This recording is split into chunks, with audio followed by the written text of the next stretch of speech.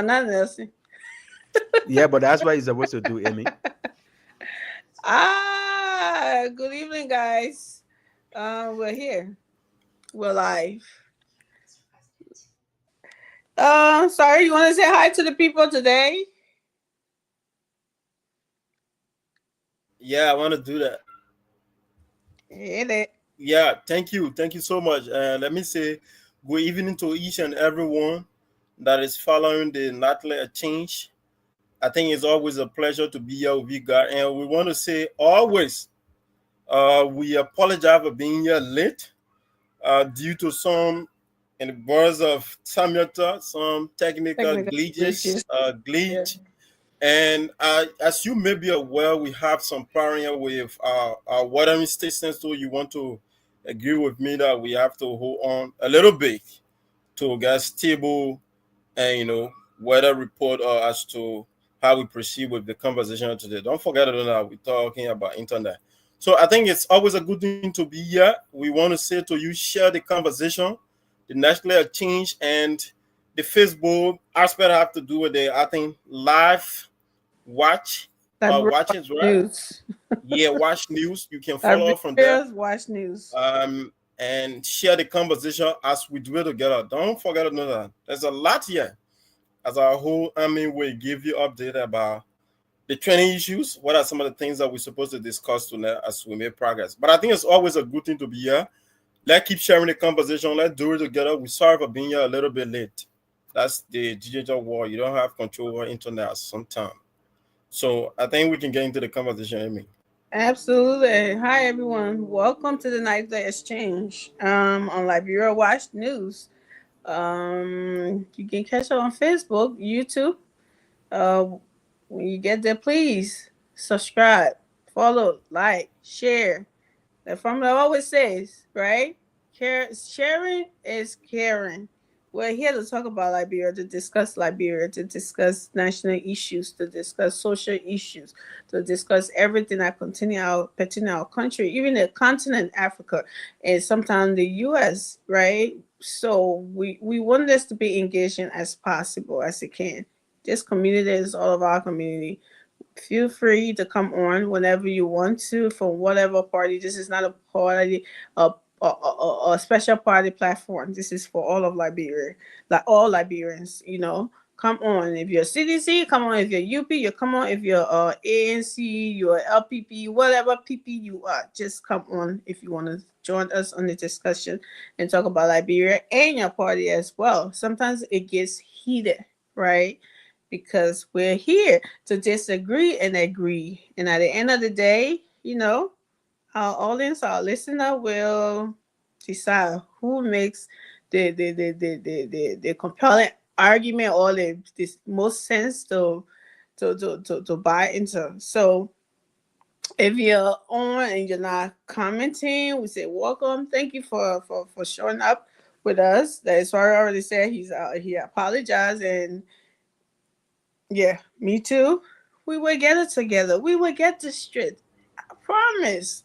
We will do this. We can do this, right? We can do this. And for all of you who you should have commented in the comment section, we say thank you. And please, when we put the numbers up, call us and make your point and interact with us. We want to hear you, want to see you. We want to, well, since we can't see you, we want to feel you and hear you. Choose your typing to your comments. Do it.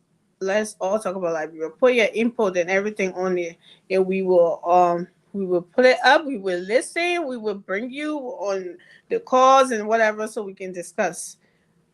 At the end of this, I mean, we're here to have fun. Okay, nothing too serious. We're here to have fun, and that's what we're gonna do. We want you to have fun with us too. This is the Liberian community that we have created, and is nightly exchange. Let us discuss. So Terrell is coming in late, but he has some other topic that we're going to talk about today. We all know the most, and I guess the biggest one, right? Our president in the United States met with our president Donald Jamar Trump today, and they had some discussion. See some mixed feeling. We had some mixed feeling here and there. We had some critics as usual.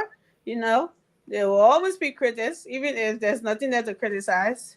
They will look for one. They will look for some to do it, and we're here for it, right? Democracy, isn't that what it is? We're here for it. We will discuss it. We will dig into it. We will talk about it, and we'll talk about other things that happen in the country too. And we also wanted to talk about something that happened. I don't know if we'll be able to talk about that today. Something that is happening in my own home state right now of Texas. You know, this fall, there's this disaster that is going on. But we wanted to have some videos for you, which we don't know if we have that yet. But if we do, because we wanted to give you the visual, not to just talk about it, we wanted to make you to see what's really going on. And as it happened in our country as well. Some people want to politicize it, right? In our country that as it is unique to Liberia. So we want to show some of these things that happen around the world. It's even worse in some places than it is in Liberia. Thank God. Liberia is devastating for people because, you know, poverty and all of that. Nobody know how to. I mean, nobody has the resources to do all of these things. But in these Americas and other places, they help their citizens out. So that's the difference in the whole natural disaster. Something. So with that being said, my fellow panelists, we got Ambassador Formula. We got we got Professor Suarez, and we got Toure. Well, let me see what kind of title again. Toure, Doctor Toure. All in the house. We're here. But, So but, but call I'm it, not man. sure. Call it, man. Check to Ray. Check I think you have to take out the water stuff from there. yeah, that's true. We gotta get that out of the Is way. it Dr. Toure? That's No, doctor. They will doctor on his son here at Famwell. Doctor. man. To Ray, they're always associated with Sheikh. They're always in that, you know, in that Yeah. Islamic or religious, title. C'est Megan So guys, so welcome Mhm. Alvin. Megan to all my Samson, brother. welcome Tamba. Thank you for joining us. Thank you. Good evening, my brother. I appreciate you for coming. Yeah, guys, what's on your mind? Starting from with Family. Thank you very much. It's a pleasure again being on this platform. And let me start by thanking my fellow panelists for taking up the time to come so we can discuss the issues and pertinent to our country, Liberia. Mm-hmm. And I've always said that our country is impregnated with contradictions, and it is our responsibility, and as sons and daughters, to come and elevate the discussion and speak to our people. And there are many nuances and didactics that we can squarely outline and dissect and give a positive direction in which our recommendation in other sense in which our country can move forward, because this is the generation that we live in. Young people should sit around the table like how the philosopher used to sit around the Pantheon to Mm-hmm. discuss the issue of reality.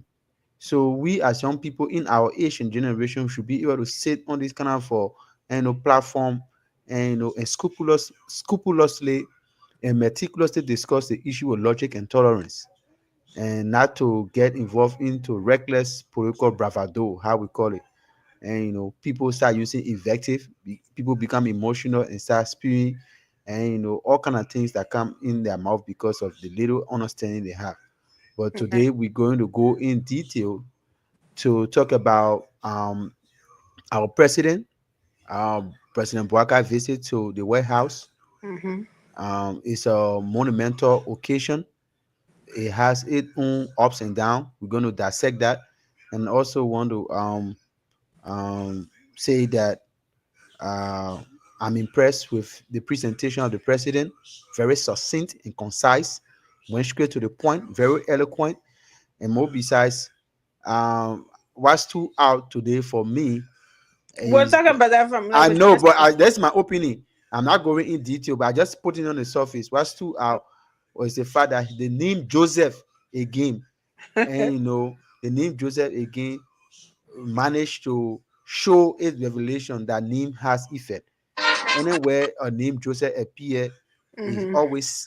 always set apart. So President Boakai, Joseph Boakai again was set apart, just how Joseph was set apart from the other people, and he was considered as the head of the entire God, and he was there interpreting and leading the team over there. So Joseph Boakai again today was set aside. So that's what I wanted to say. And, the name Joseph again has manifested and showed its true characteristic, and we saw that how he was set apart. And we tell God thank you that we live in the ancient time to have a president such as the most erudite and sophisticated Joseph Yuman Boakai. Thank you.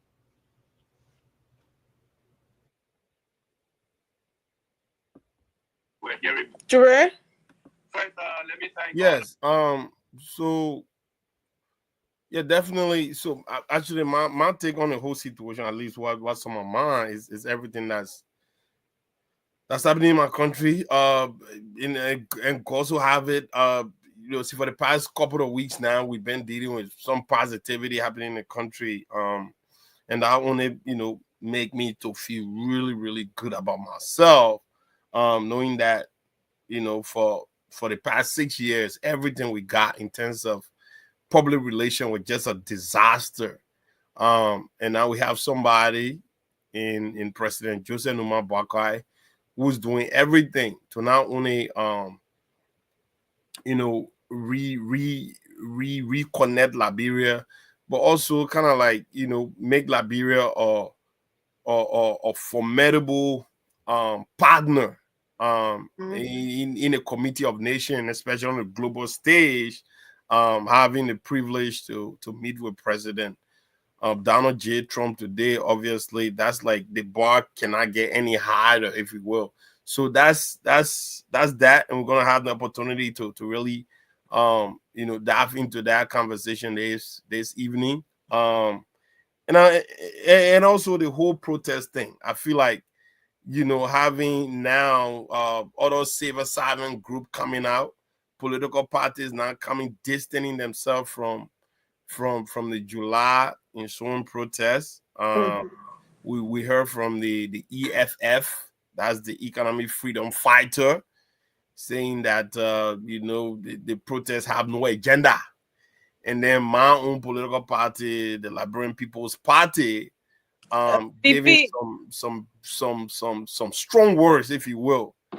See the agent behind the protest, why there's genuine issues to protest about, but the face of the protest, at least Messenger. Exactly. See the message, not messaging.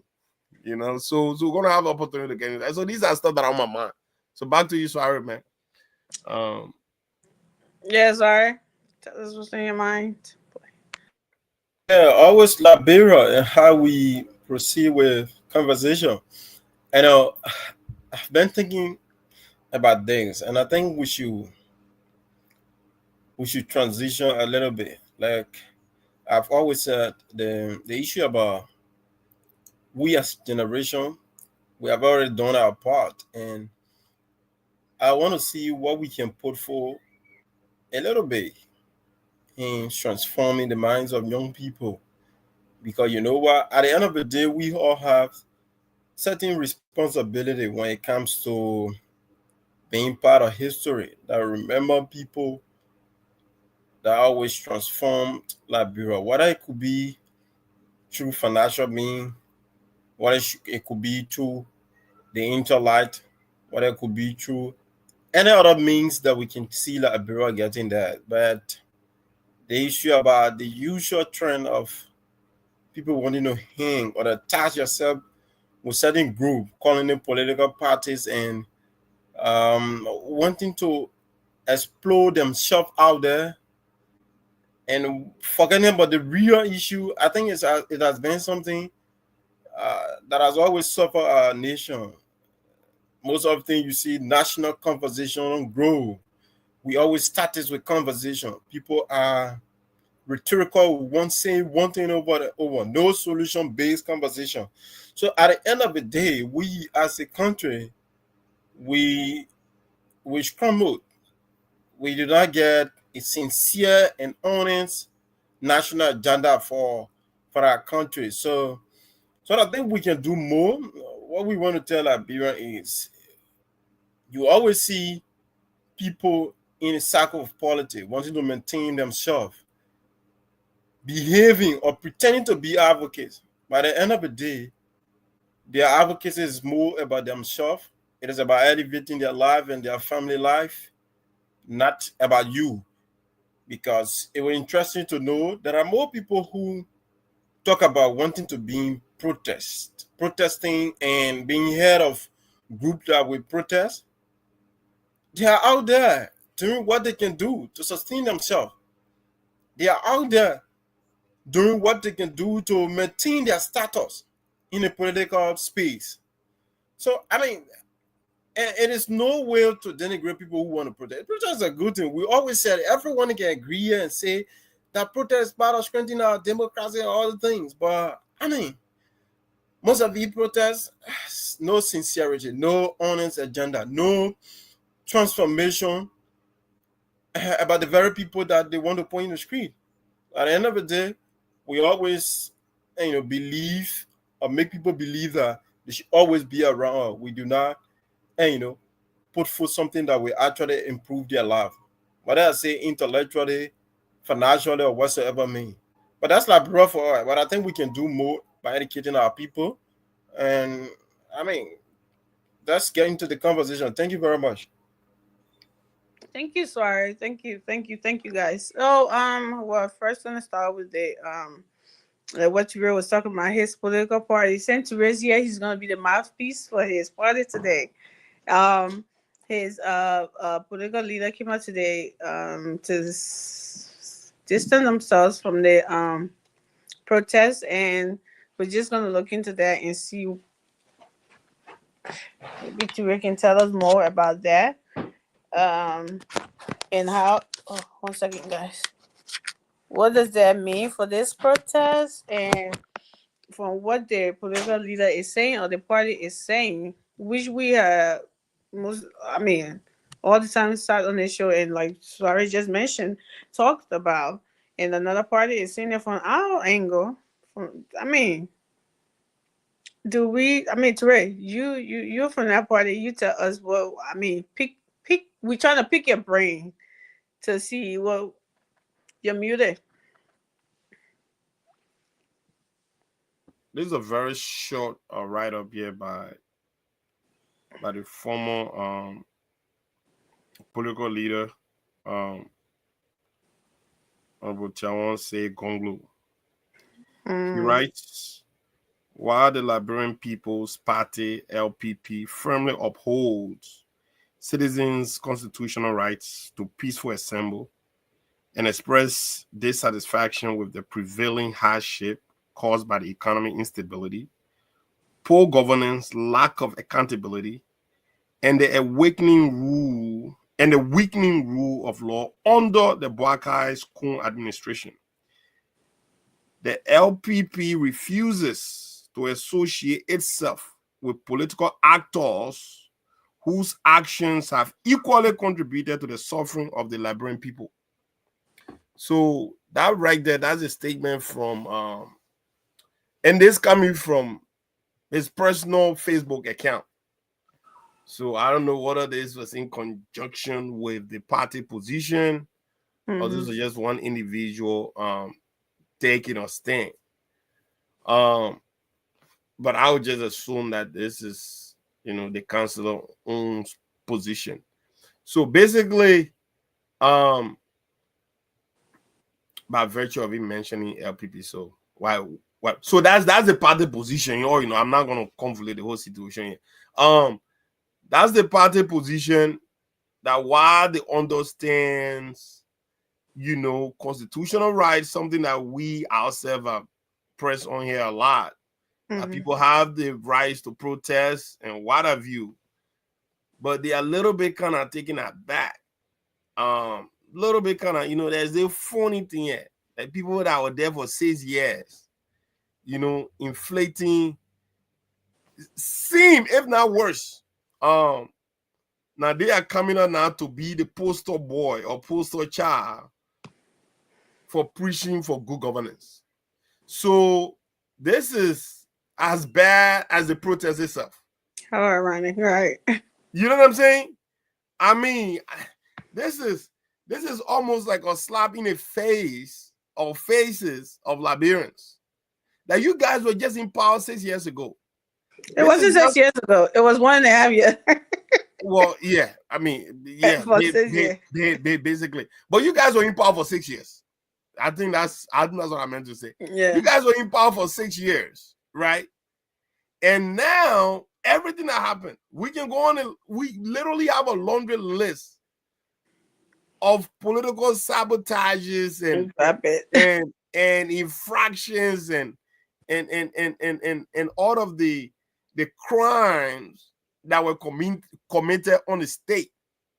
Now you guys are coming in less than a year or so. Y'all want to stage this big protest. I mean, you have to be so delusional, to buy into what these guys are trying to sell the Liberian people. It does not make sense. It is not even politically motivated. It is motivated by sheer stupidity. That's what it is. And that's my position.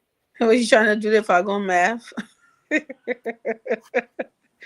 Stupidity divided by ignorance. This is just ridiculous. I knew Liberian were gullible, but golly, we cannot in any way buy into this nonsense. Hey man, you can't be surprised of what come out of Liberia these days. But go ahead, sorry. Let's hear you. Yeah, thank you. The STEM protest, like I proceeded with my what's on your mind. That's Liberia for all, and my brother just acknowledged something. The gullibility of Liberia. You don't want to take anything of granted when you look at how Liberia has been situated and how people actually proceed here. Unthinkable. That country is one country where you don't want to depend on a certain segment of people who has already been, I don't want to say programmed, but who has certain mindset about governance and how the thing in their mind government should run. If one believe in their mind that President Bouaka coming to power will have changed Liberia out of a certain, then don't blame that ignorance of an individual group of people jumping into the street and protesting for a very quick change in the amount how government should run. But the realistic aspect there is there are a lot of reasons people want to protest for. So for me, I want to argue with certain percentage that most of the reasons that one should protest for, there may be some existing, let I acknowledge that, but I think there's more reason why these guys should come and protest. But if it is not about maintaining certain group, don't forget to know that gives you some historical background about the individual who is quote unquote the head of this particular protest. From the CDC, resigned from the CDC as chairman, and wanted to still maintain his space in the political spectrum. So wanted to use another group of people called STEM to actually make it believe that they are there to advocate for the people. Now the question that way actually comes to the minds of Liberians. Mm-hmm. What were you doing back then as chairman for this political party in 6 years? You did not advocate it. We did not see you speaking up. Only once upon a time we heard a video or voice recording that was said to be a Laker talks from you. Mm-hmm. That you are making a lot of allegations against the former president, how he gets job, how the government has proceeded when you were recorded. With a session of that makes the former president even went into a serious, disagreement, or let's say a serious palaver or you in a local Liberian tune, that even the campaign was not even heard by you. campaign was campaign budget, all of it. This other thing was headed by Eugene Nangbe, who was then the chairman, I think the spokesperson or chairman for their campaign team. Yeah. So we want to give you the historical background and facts that are led to his resignation as being chairman, and I'm bringing him to being the chairman or a leader of STEM current today. So we want to tell you the caliber of people who pretending to be an advocate or activist to actually get into the street to advocate for some of the things that are happening. Sorry, you think if Well, this protest were going to be held by another person, like a neutral person, do you still think they would have had any relevance, or the political leader was going to endorse it? Or I mean, the situation in the country, like you said, we all know there are situations, there are some things, issues in the country that is going on, but does it warrant a protest right now? Well, I mean, protests like other own, we want to encourage it, and anybody can protest. I mean, for me, my argument here is the character behind the protest. Do they have moral? Because sometimes you don't want to say, okay, legally they have the right to protest, but do And they I'm have not talking about moral? the legality Do, of do, things do, here. do they have moral? Are they the right messenger to tell Liberians that they are suffering today? When we can state statistically, we can clearly state here that there are a lot of reports that came, from World Bank, from the the United States Embassy, from UNDP, that clearly talk about poverty rates in Liberia at a certain level that are not encouraging under the CDC like government. We can point out the report today. So, coming from the side of morality, if you want to look at who should represent you as a leader, then we should question the people, folks like Mobile Molu and all those organizing this protest. Then you want to ask yourself, why is it some other folks or major political parties? I'm still to be corrected, but I don't know whether they have endorsed this protest moving forward. I know there are some folks from political parties that want to join STEM because of their own achievement, or they want to make the government look somehow. They will join the protest. But I'm talking about official statement from various political parties endorsing the protest from STEM, right? Now, don't get us wrong. There are existing problems in Liberia that we face with, and we think the government need to handle them. We always talk about the bread and butter issue. Things not as level as you expect, but these are process, and government in totality or governance in totality. It is not just you go to bed, you wake up, you see it done. It's a whole process, and you want to look at where we came from as a country and how did this current administration and where did they took up from and where are we today. You want to look at all these factors and come to certain level of conclusion.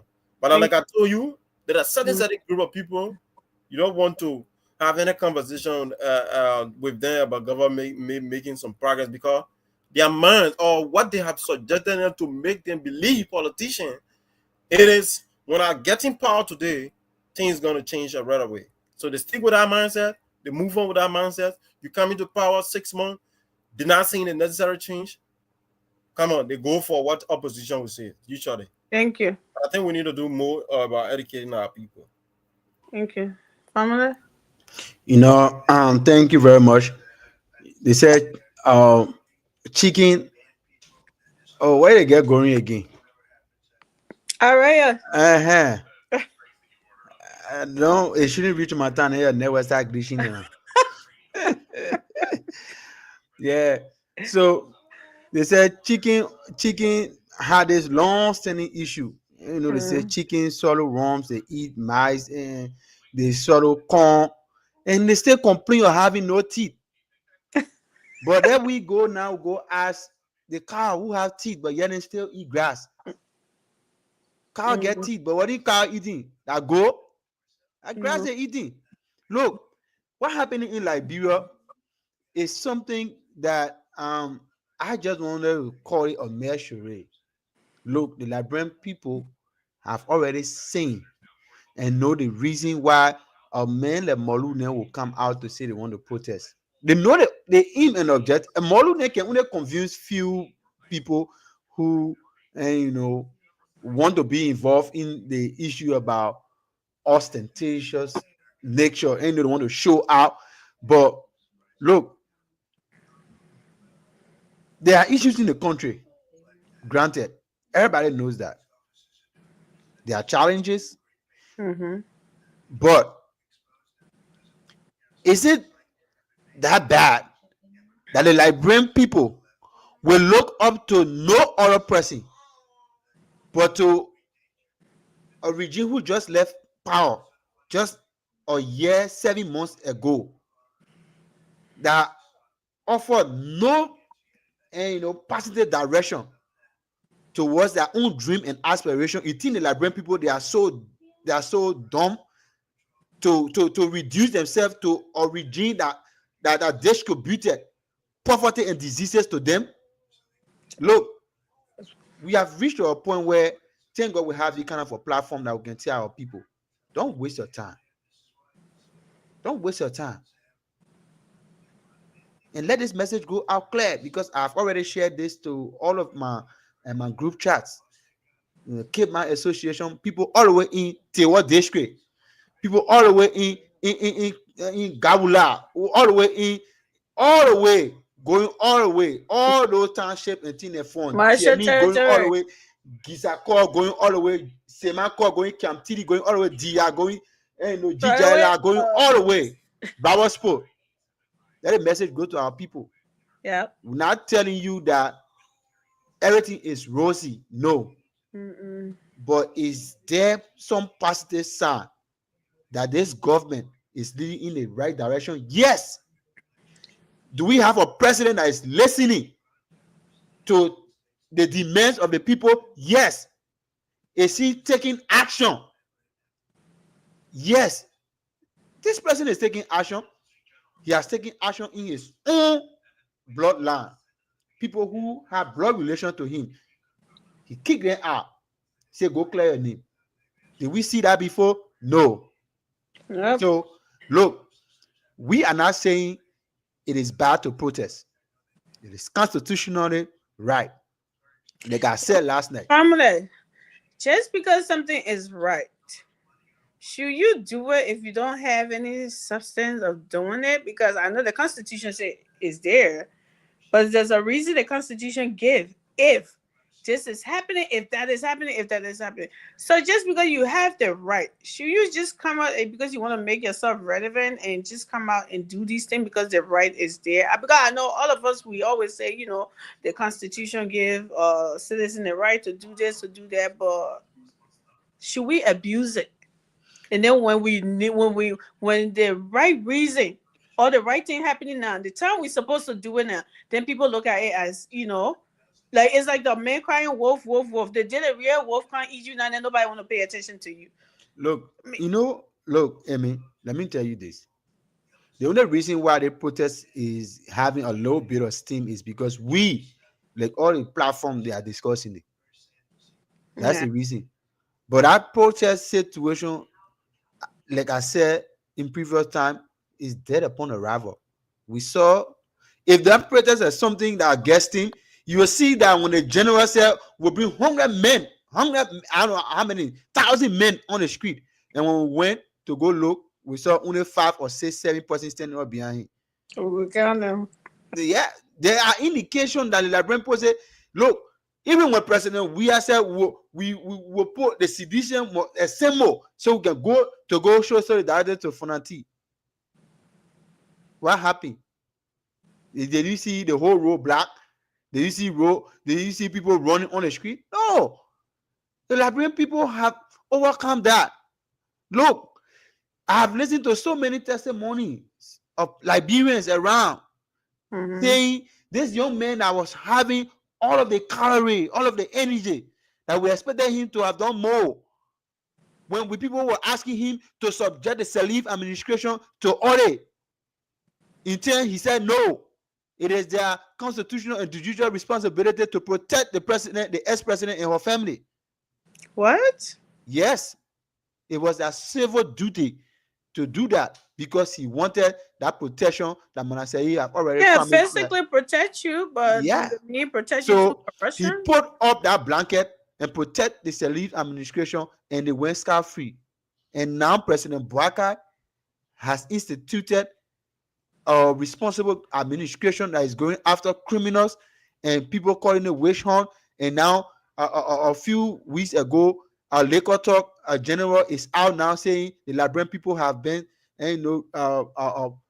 put in serious destitution. When did he recognize that? When you were the chairman of the ruling party. So now you become civil society champion. You think you can come here and wear a gold chain and a gold ring and run in the slum and ghetto, and you think our people are fools? Come. The national police is a civilized police now. It's not a IG is not called to party headquarters and being whipped and intimidated.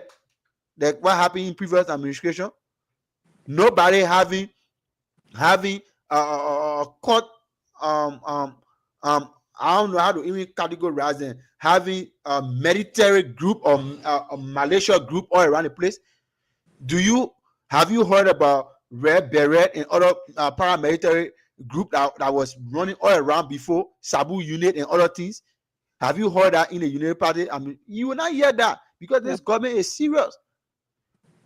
The government is trying to fix all of those things that are broken. See the widespread things that are happening. But Morban Bodu coming on now, he want to make that story, the Liberian people, this, that, blah, blah, blah. All the things he listed in that particular thing. I'm glad that Councillor Gonglo distanced himself on that. Because that is complete nonsense and hypocritical, in a hypocrite nature of a man to come up for saying things that you know fully where the government have already addressed some of them. You talk about this area, the government, you were there, you did not even add. This government came and asked salary up. Right. And then you say you want to go pull that brain on the street for that. The police say, you tell us where you'll be assembling so we can guide and protect everybody. We have to protect the protester. And that's what we're going to do. And like how the citizen can say, when Liberian want to protest, yeah, we get them food and water to drink. So the police will be cooking. They already bought food and other things. They'll be cooking for them. They'll bring water and supply them with water so they can eat and drink. On that day, we'll be waiting for them there. The police is already preparing for that. So y'all bring it on. All we know that it is a right to assemble, and protest should not only be about coming to say negative things. The protest is a constitutional responsibility to checkmate the government, to petition your lawmaker and tell them, tell the government what are those things that you want them to do, and what are those things that the government have already done but you need improvement on. It's not only about the negative. Protest should be both positive and negative things. Thank you. Thank you, Famila. So yeah, the counselor, I think he kind of looked into it and saw that like we all have already said, things are going on, but there are some things that are being done to correct that. It's a little slow, but it's a process. It's not just a magic wand that you spin around and everything just go, man, start falling from heaven. So kudos to him on that. I don't have the statement for the EFF. I don't know what today is. Who you said that from there about the EFF? No, it was the two-way political party get a statement. I don't know whether the EFF put out a statement. I didn't know. The EFF did. They did. I'll put it up, Jenna. So the EFF also did their own release.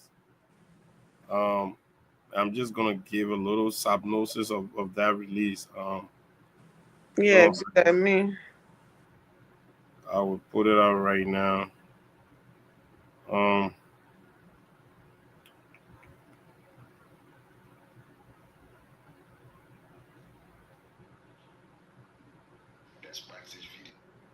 So the EFF, the Economic Freedom Fighters, of Liberia, they came out with their own release to distancing themselves from the from the politically motivated, if not idiocy, if you will. But this is what they said. I'm just gonna give a little flashing point of it. So the EFL came out, they said the economic freedom fighter of Liberia, CRC Emmanuel Gwangwe, writes, special message to CDC protesters. Comrades, take note. The EFL does not shy away from confrontation, and we will never accept any dictating how Liberians should live in their own country. How Liberians should live in their own country. For clarity on our community meeting, let it be known that our gathering of our fighters, leaders across various communities have nothing to do with your so-called protest, which still lacks clear agenda. All right. So that's what they are saying. That all their militants, all their supporters, those that subscribe to the EFFL agenda has absolutely no connection whatsoever, Right. to CDC protest. Matter of fact, they actually said it was a CDC protest. So this is not anything to do with citizen movement or anything like that. It says CDC protest that they have nothing to do with it. They don't support it, and it does not have a clear-cut agenda. And up to this day, the organizers have not made any clarity as far as what this is about. Right. Not only have they failed to do that, they have also failed miserably to obtain permit.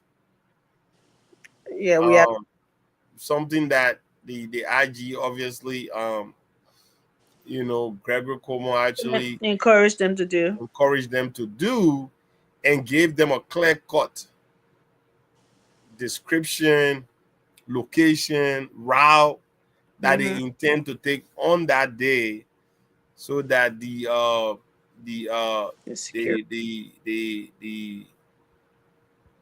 police can obviously work on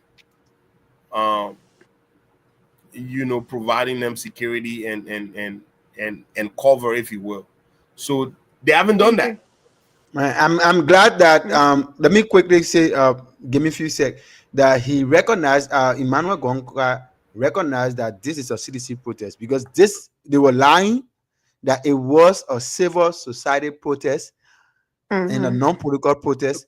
But now, from all indication, he has now pointed now that it is a CDC protest, because people and the voices that we're hearing from ProSA is a student group that was founded on the campus of the University of Liberia by Renegade and then a spell student leader, Alvin Wisse. Now they say they're going to join the protest. So they are all seditious in extension. We know them already. So yes, this is the right to protest, but they must do it in the confine of the law, because it is the police responsibility to protect them as well, because they are all Liberians. So they have to do it in an orderly manner and in a very, very coordinating way, so that it will not spiral into something that will have unspecified consequences.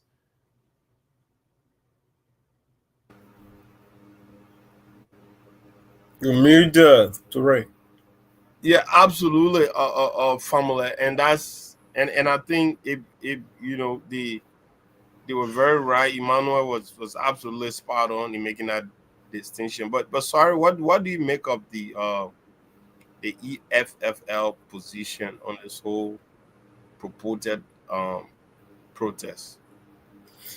Yeah, Emmanuel Gwangwe supporting this government And you can agree with me that while supporting the government, the brother has been critical of many issues. He's a very critical individual who believes that he should not be subjected to wanting to, you know, wanting to not speaking to issues because he support a particular government.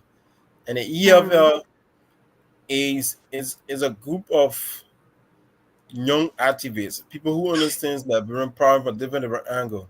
And I think they've been part of a series of protests. You can agree with me. The June 7, they bring our money back. There are many protests that you can talk about in the past they've been part of.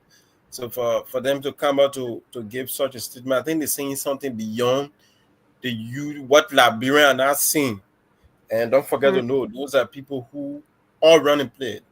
They see things, they listen to conversation, they know what are some of the groupings about.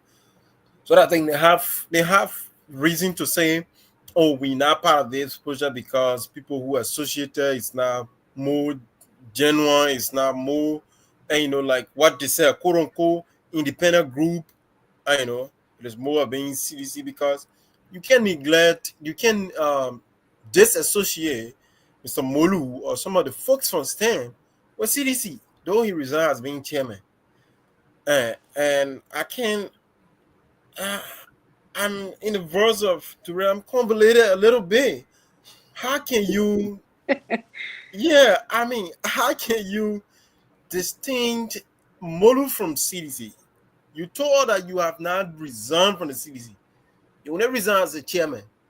Then you say you honor another group as being independent person. I don't get it. So I mean, people need to be confused. people need to be serious of here. So I mean, I think it's more unique. We should have different group of people coming talking about protests here, because we want to look at people who should have the guts, people who should have moral standing, people who should have credibility, man to advocate for the Liberian people.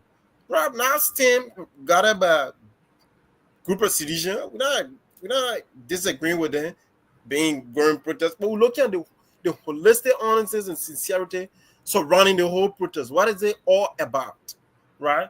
I think the EFL they are on point, and any unique group that want good for Liberia, we actually know the guys not for business. They just want to be around and for that person to be fair, like the usual things that happen in Liberia. Thank you, sorry. And to add up to that, this whole protest and everything else that had been done from the CDC angle or people who are kind of aligned with the CDC has always been about, oh, you did this, so I'm gonna do this, right? We hear it all the time. Sometimes we'll be having some of these discussions and said that, well, the United Party people did this, right? During We Are 6 years, so we would do the same thing. Oh, and you did this, so we would do the same thing. So this is where I come in, like, okay, so if this is like a do me or do you thing between the United Party and the CDC, if United Party did that and you felt like United Party did it, if it is any truth in it, and you felt like it was wrong, why you coming now if you had some reflection about your wrongdoing, about things you did wrong in the country, and you claim you want to come back? Why should you be going down that road that you felt was bad?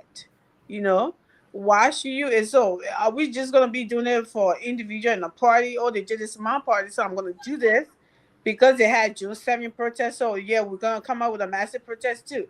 But June 7 protest had a whole lot of minutes to it. It had a whole lot of things that were attached to that. Bring back our money, or corruption, or building, or condominiums, and corruption over, and people are suffering. But yes, you're building houses. Yes, money, getting MAPA exercise, and all of that. That had everything attached to it. And not only what these people are talking about, these things the ordinary people could see these things happening, right? They saw these things for walking in the street like a corruption was walking in the street like it was on steroid. It was not just the politician saying it. So if you want to use that same strategy, make sure that's the same thing going on. Like ordinary citizen can see those things, then when you talk about it, it would make more sense, right? It would have some kind of substance to it. But if they're not seeing that, what they're seeing is somebody trying, or they're doing all of what is going on in the country, and unifying the country, finishing projects and starting some projects and development and stuff, and then you coming up and increasing salary, and you coming out and talk about, oh yeah, they increased the salary. Well, we wanted to take it to a certain percent. Who are you to dictate that? You're not running the government. You don't know what the shortage is. You talk about it the last time, but it wasn't on the scale that you got out to advocate. You were talking about it in gossip, and that's how we knew you had problem with it. But then when that came out, you backtrack it. You say it was a locker room talk or legal talk, whatever it is. So who are you to have what kind of more? And then when you talk to these people, like, are they not Liberians? Are they not Liberian? Well, was your citizenship revoked of the past 6 years? That now after a year and a half, you regain it. So these are the kind of things we're talking about. Nobody's talking about, oh, protest is the wrong thing, or you shouldn't come out and say it, but let it have some substance to it that would make some of us, advocate for it, or to say yes, this is good and this is really the time for this. But with this, we just seem like they just want to make cities irrelevant. Like they talk about so-called setback or comeback thing. They want to make it showing up on every platform and signing and making fool out of themselves, joining borders, places that don't have borders, joining it there by force, by fire, by force. They put a border there and try to the whole southeastern narrative. They try to preach our own too. It doesn't make any sense. So this is what we're talking about, and then Labrimpo can see through that. And they are suffering, there are issues. They're trying to get over with that. They're trying to for the government to look at that and do those things and fix this. And they're not trying to get caught up between a party, or because you did it to my own party, so I'll do this to your own party. That's not what the Labrimpo need right now. So and that's why, and I'm glad these people are seeing through all of these things.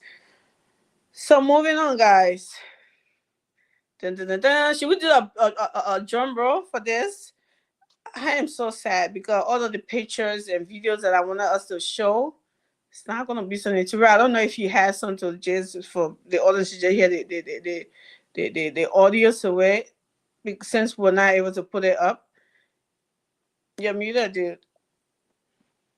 I can play the audio. For some reason, we finding hard time downloading some of these things, but I promise y'all we will get these things situated starting next week. Actually, that is a promise that I gave you. We want to be able to put some visual images to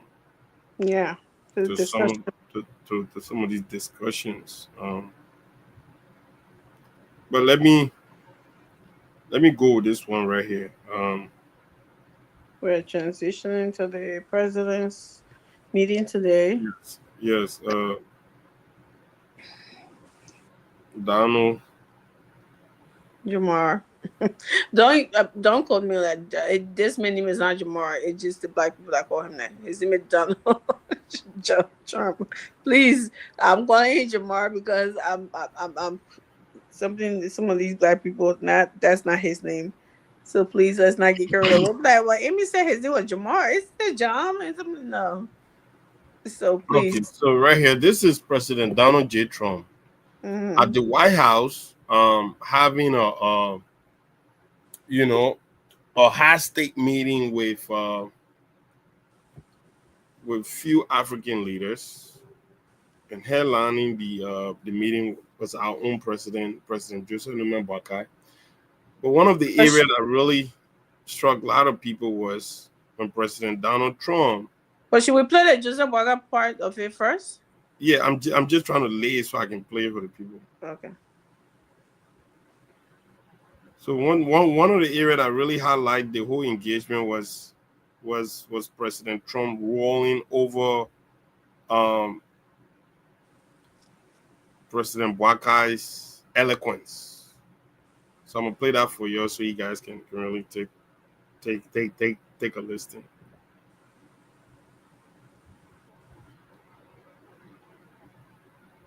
And thing we ask as good friends for a long time is the opportunity to do a survey of our minerals. And also, we are committed to peace, and we've been very lucky within our region.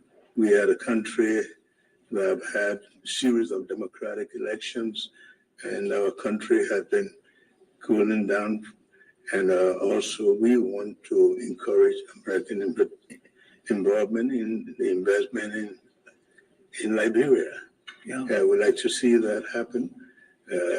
We want to work with the United States in peace and security within the region because we are committed to that. And we just want to thank you so much for this opportunity. Well, thank you. It's such good English. Yes, It's Father. beautiful. Where did you learn to speak so beautifully? Where were you educated? Where? In Liberia. Yes, sir. Well, that's very interesting. It's beautiful English. Sure. I have people at this table who can't speak nearly as well. Okay, so Yeah. that was President Donald J. Trump, literally ruling over President Boakai's ability to speak the Queen's language, a language that was forced upon us by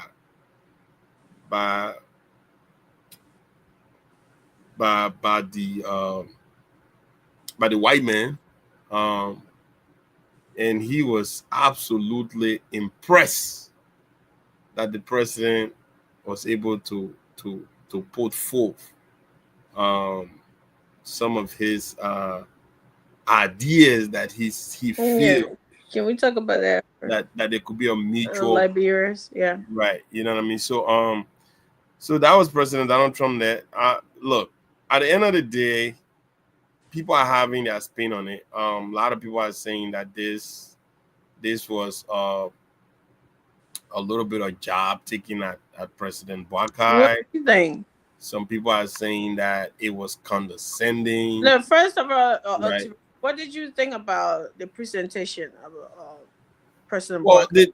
the presentation was well. The presentation was absolutely laid out. I think President Joseph Numa Boakai, he had his sight on making this. I think this is something that he and his team put together what they wanted to pitch, and they definitely struck a very important points. America, if you live in a country for as long as some of us have, you know very well that there are certain language that when you speak to Americans, they tend to listen.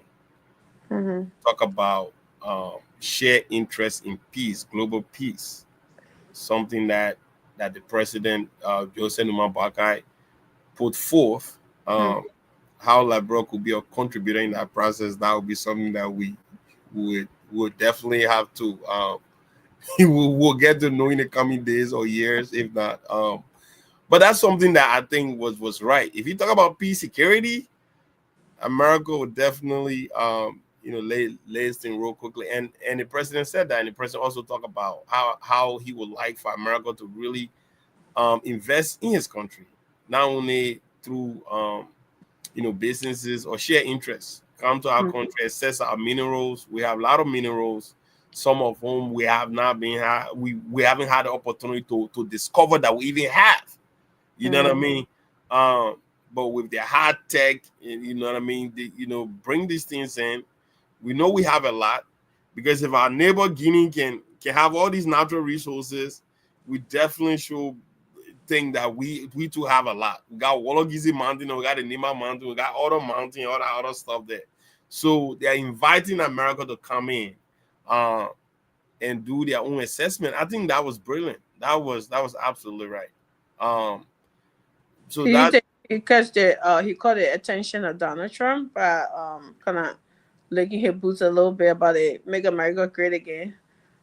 well, there's the thing.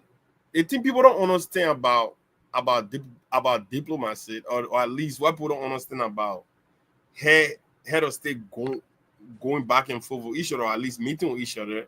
In this case, Donald Trump is not just any head of state. He's the president of the United States of America. You know what I'm saying? America laugh at you, you are blessed. So that's just what it is. You know, it is what it is. So and every president will have their turn. Right. And you will be the best. Whatever you have against President Donald J. Trump, you can have that all you want. But the last time I checked, according to their constitution, 4 years. So he's gonna be there for 4 years. And any leader that you want to fight him, you want to do whatever you want to do because you disagree with some of his position, you disagree with some of his stance, you disagree with, but you still have to have that ability to get to where you think you can get to and have him, play in your interest. And I think that's what the president did. Make America Great agenda. Was it cool that President Baka, put that in there? Absolutely. You're trying to get on the good side of the man. You're trying to struggle, deal with the man. Whatever can make that man rattle, whatever can make that man feel good about himself, that's what you do. You are on a negotiation. You are on a negotiation table. So I don't think there's anything wrong with that. Right? The man got what you don't have. And if you want to get what the man have, you have to do whatever it takes to get to that spot where the man can feel comfortable and get that. But let me make this one point though. The area where I disagree with a lot of our pundits on social media, people that are saying that it was condescending on the part of the president to have said to President Baka, where did you learn to speak English? Look, at the end of the day, that was not in any way condescending. If anything, it speaks to Donald J. Trump ignorance, right, and lack of professionalism, right, and also lack of the fact that he, as a president of the United States, knowing Liberia's connection with America, right, like he cannot, because after that there were a lot of senators tweeting, right, the Senate majority leader, he tweeted. He said, Donald, that's because Liberia's, their official language is English. Thank you, Senator Jeffrey, senator from New York, he's the minority leader right now in the Senate. He tweeted that out. No, he's the House. Well, Senate. He's a minority leader in the Senate right now. Jeffries? Yeah, Jeffries, right? Jeffries is in the House. He's in the Senate, He's not in the House. He's in the Senate, right? You owe me $100. Cash app me. Well, figure it out. But anyway, thank you. We'll get that. Thank you. Thank you, Ture. From that, about the president, presentation to Donald Trump and everything he said and did, and Donald Trump being so, like Ture said, some people there's a mixed feeling. Some people think it's condescending to President Barkai or something, which I don't think so. I agree with what Ture said and all of that. What is your understanding? Look, I can say over and over and again that President Barkai presentation today was excellent. That's the best way I can put it. He was succinct and concise. He went directly to the point. That was not a conversation. That was not a table discussion that he had 2 hours to speak. No. Yeah. And President Trump, if you even look at the video, at some point, President Trump even want to cut it short. He even cut it short. He said, you don't want for people to say too much. Just call your name and the country you're coming from. That's all he wanted. And because he was like the boss of the show, he just wanted to sit down and present to them and tell them what he think, and telling the world about how America is the #1 country, we have the best weapon, and tell them about the successes, the recent aggressive behavior of the U.S. Fighting terrorists, and fighting the other one, all the other uprising, other thing, and trying to tell the world in Africa that America is back again to the position where they must start listening to the dictates of the United States. So that was exactly what the president wanted. But President Boubacar scored a very excellent point where he presented to the United States exactly what he wanted to tell them. Not to go tell the United States we need job and other things. If you go tell the United States that we have our minerals and we need your technological support to help us to know more about the kind of a mineral we got, and and how we can get your companies to come and work along with us with the exploration. You think when your company, they want the man talking about that common sense. If you think the partnership the president is talking about for you to have American companies and American businesses to come and help us in the exploration, when the American businesses come to help us in the exploration, will there not be jobs creation? Absolutely. I don't know what people you want for the president to outline individually. Oh, we need the labyrinth, need that area there. That president is an educated president. That president is an experienced man. He knows exactly. Look, the president did not sit around our table and with our consultation. We know people who are very lacrimal when they come around that kind of a table. We know them. We don't want to name them. But that president had already had a consultation with his advisors. He had already had conversation with his foreign ministers, and he had already been briefed on the necessary diplomatic languages that he must use, etiquette that he must use for the man of President Trump, characteristic. He requires certain things that you have to say to appease him. You know what the president said? We believe in your agenda of making America great again. That was a big one. And you could see the body expression of the body language of President Trump. He said, yeah, he was going along, and he was so in touch with the eloquence of the president. And look, there were other people who spoke before President Boubacar, and they were using translator. They were translating to them. But President Trump listened to President Boubacar, spoke clearly and fluently without even using translator. So he was moved. The only part that I can say to you that President Trump, did not do his own due diligence to have information on all the countries that he invited. Not even many countries, there were few. So, people will say, what happened to your geography, or what happened to your people around you, not telling you that this Liberia you're talking about, geopolitics, this Liberia you're talking about beautiful English, you forget that this Liberia was the same Liberia that the free black slaves were repatriated to. This was the same Liberia that their founding fathers were all American Liberians. Have you forgotten that this is the same Liberia that the United States prevented other countries from colonizing? Have you forgotten that this is the same Liberia that you have a capital named after an American president, James Monroe? Have you forgotten that this is the same Liberia who adopted? Can you see me, guys? Amy, we can see you. Amy, we can see you. You go in your widow shoe. The widow shoe is the black shoe.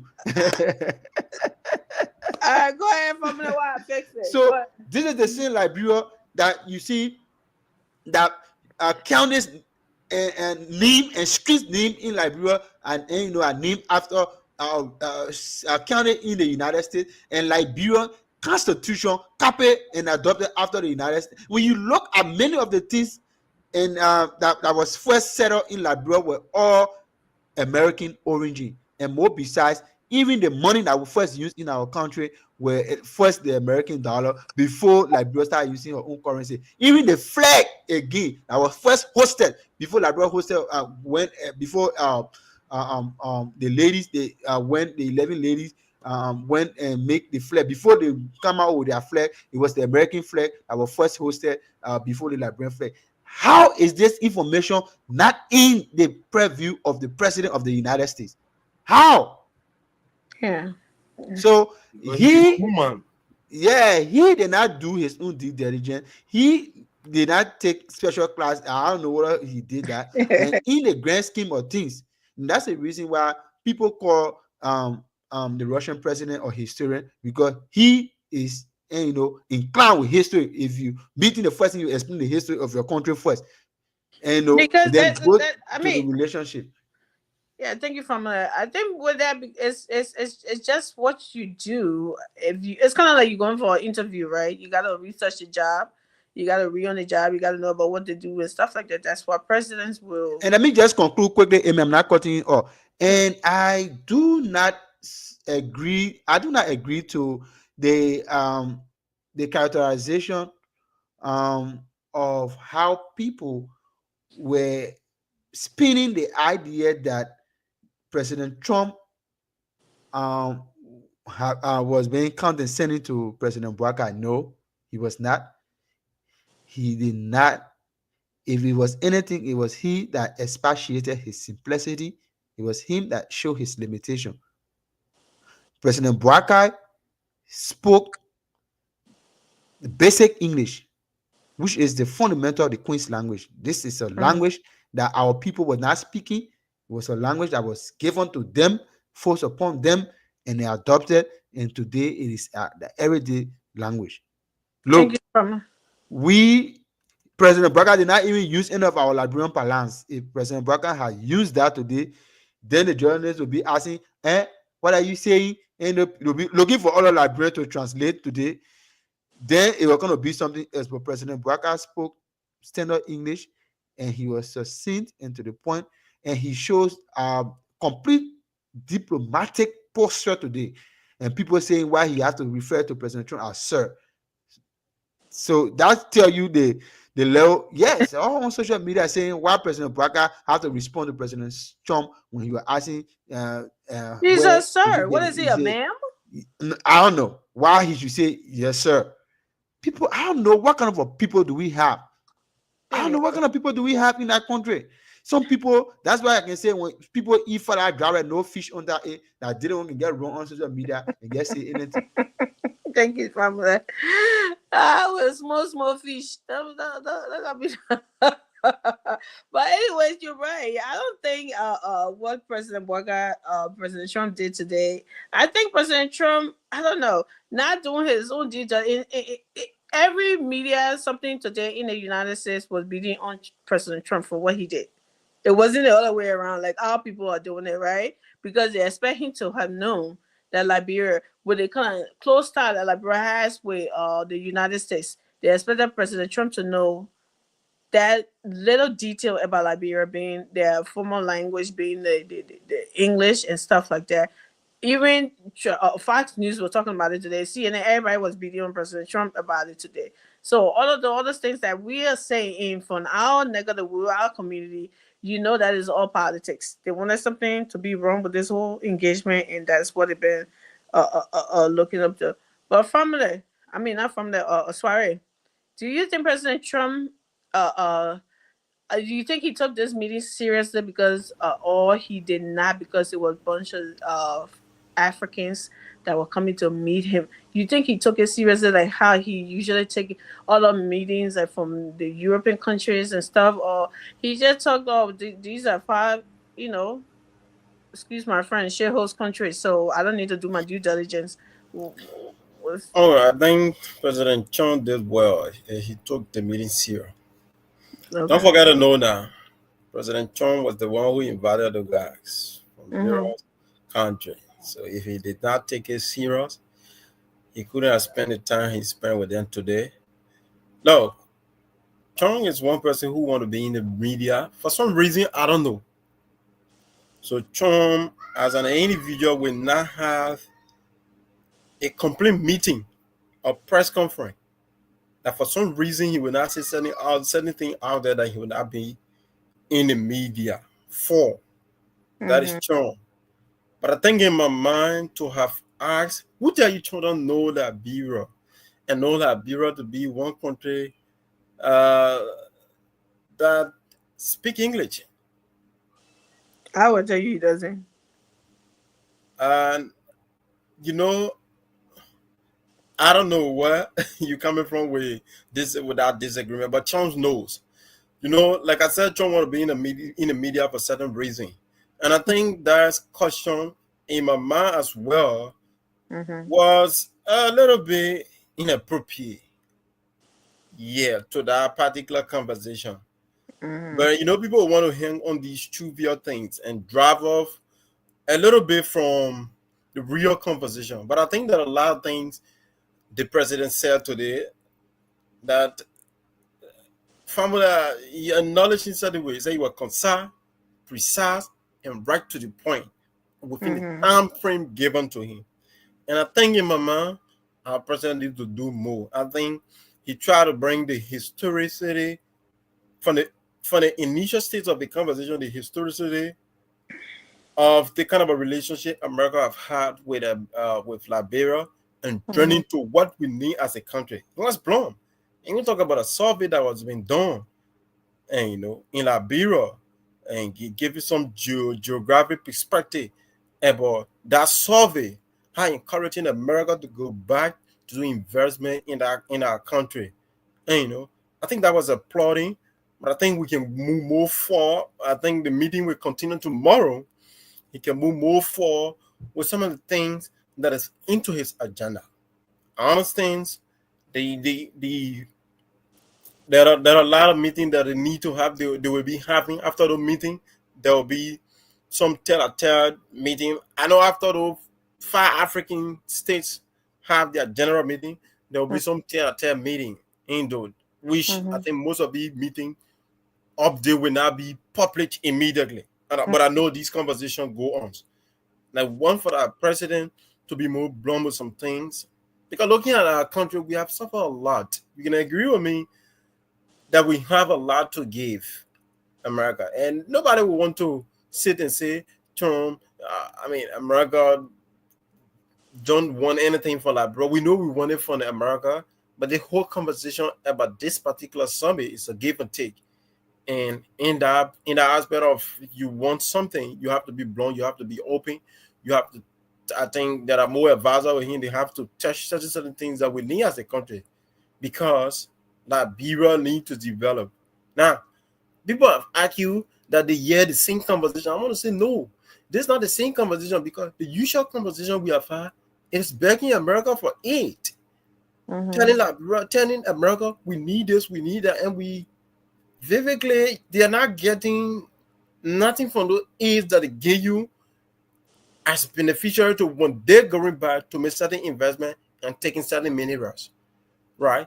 So I think we need to do more. The president needs to do more on the issue of putting forth some agenda, specifically from his outreach agenda, looking at various sectors, right? You may not be as placid, right? But in summary, like he did today, touch on agriculture, talk about, what are some of the things that you're doing, what you intend to do in a very summary way so as to get this transactional, like people have already called business oriented president, Donald Trump, attention to your country. No, the issue about going English, people will trivialize it. People will say what they want to say. But at the end of the day, you know what? People has nothing to bring to what was said. What is the counter arguments to some of the substance that the president said today?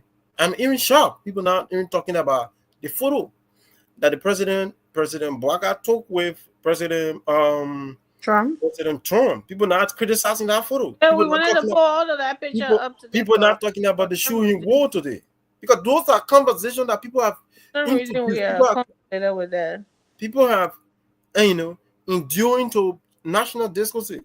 I mean, people will talk about the way he was looking. I'm shocked today we're not talking about these things, right? We're only talking about the good English aspect that the president acknowledged, President Trump acknowledged.